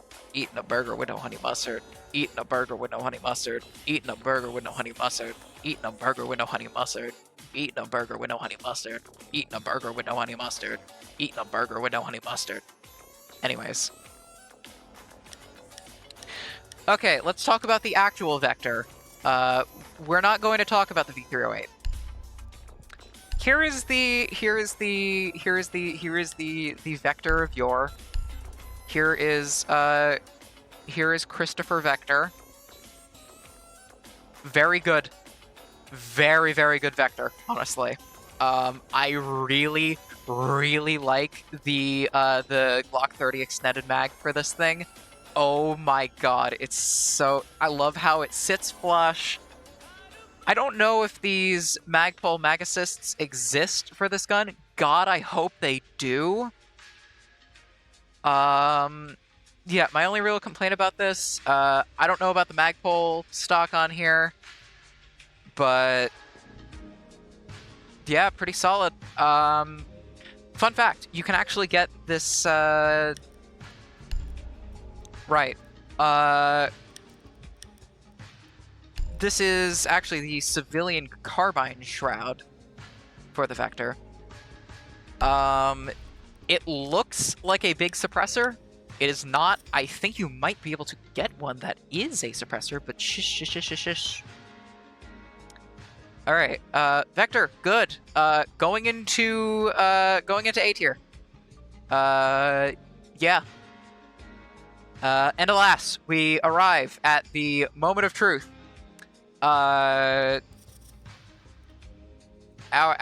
boy Deimos, this thing, the Vendetta 44. You might already notice why I don't like this thing very much. When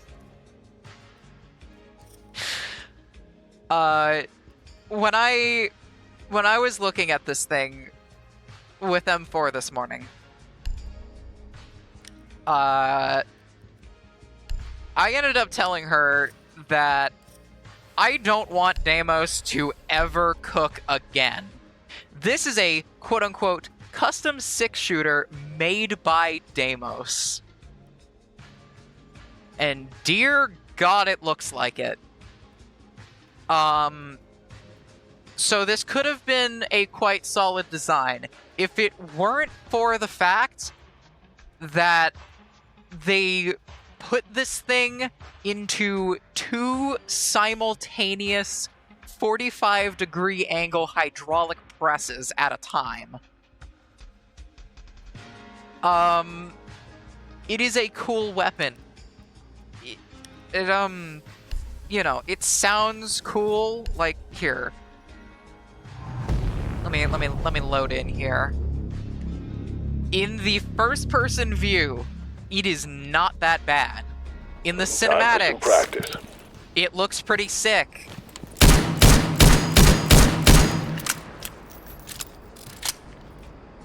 I don't know what that brrr is before you swing the cylinder shut, but you know, it's a 44 revolver with a scope. It kind of looks like a Taurus Raging Bull or something. Because for some reason that revolver is a pop culture darling, despite how kind of mid they are. Personally, if I wanted a revolver like that, I would take a Smith & Wesson Stealth Hunter, but whatever. But yeah, the main thing that offends my eyeballs about this is the fact that this very clearly started out life as a actual bottom rail for this, and it was just absolutely just scrongled. It's no more. There is no point for this to be here. The only reason that the only thing this is going to do for you is help it get caught in your holster. Like, I wouldn't ever do this to a revolver. Either keep it flat, or make it a little chunky and put a rail down there. I'm gonna keep it a buck. As for its presence in the game and in the story and in the cinematics, absolute S tier gun. However, oh god, I lost it. Where'd it go? There it is. However,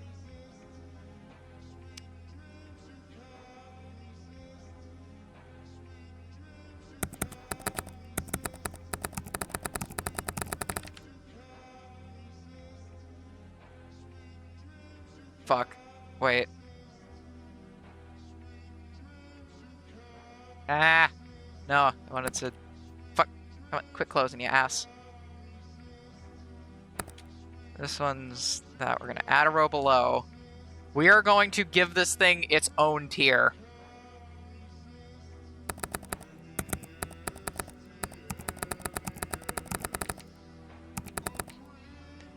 It is getting its own Deimos Never Cook Again Bro tier.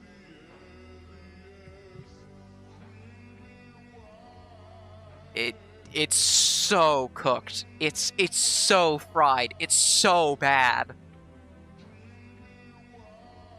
Like, I want to like it. I think it's cool. They make it sound so bad.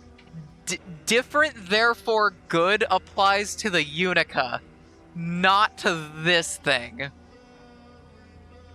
It's not different. It is incredibly derivative of already existent designs. Do you want to see what this gun reminds me of? You wanna see? You wanna look and see? Okay, so I'm gonna put an image on my screen. I want you to tell me what the difference is between these two weapons, all right?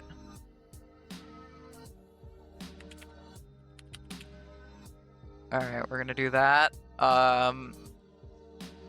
Okay.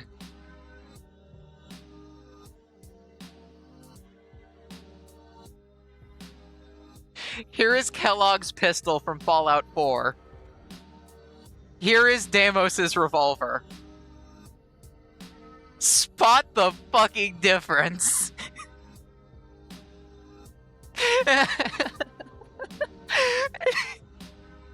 Dude, it's so good.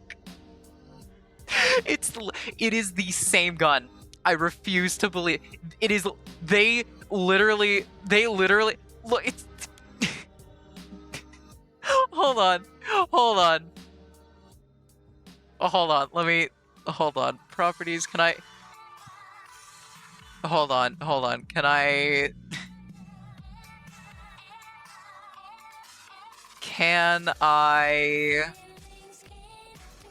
Let me see.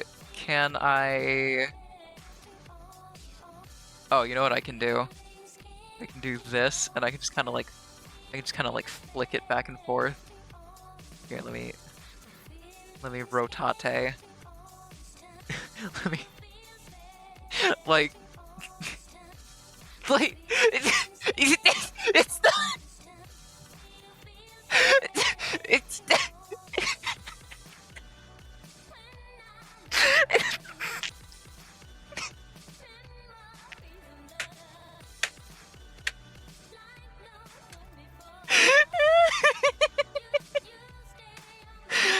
Oh my god. Deimos, never cook again, bro. Holy shit, that's crazy. Alright, well.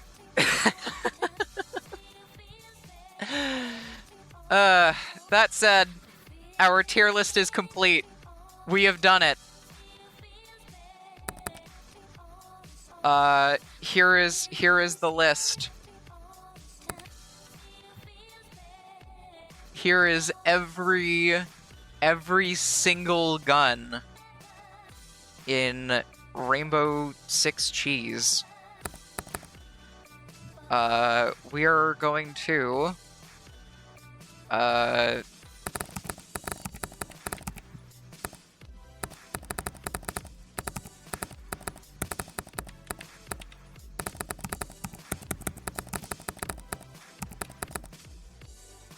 Alright.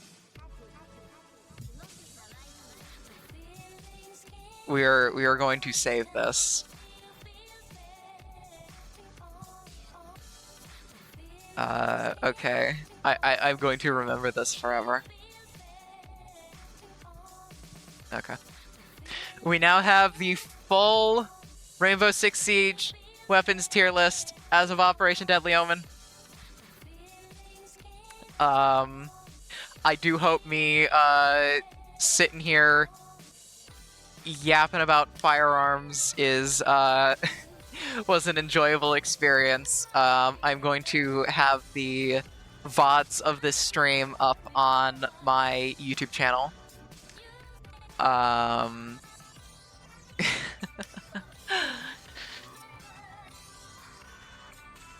That said, I think I'm going to call it for now because I am hungry. Pizza Mozzie made me very hungry. So I'm gonna go grab something to eat. You guys have a great night, alright? I will hopefully see you again soon. That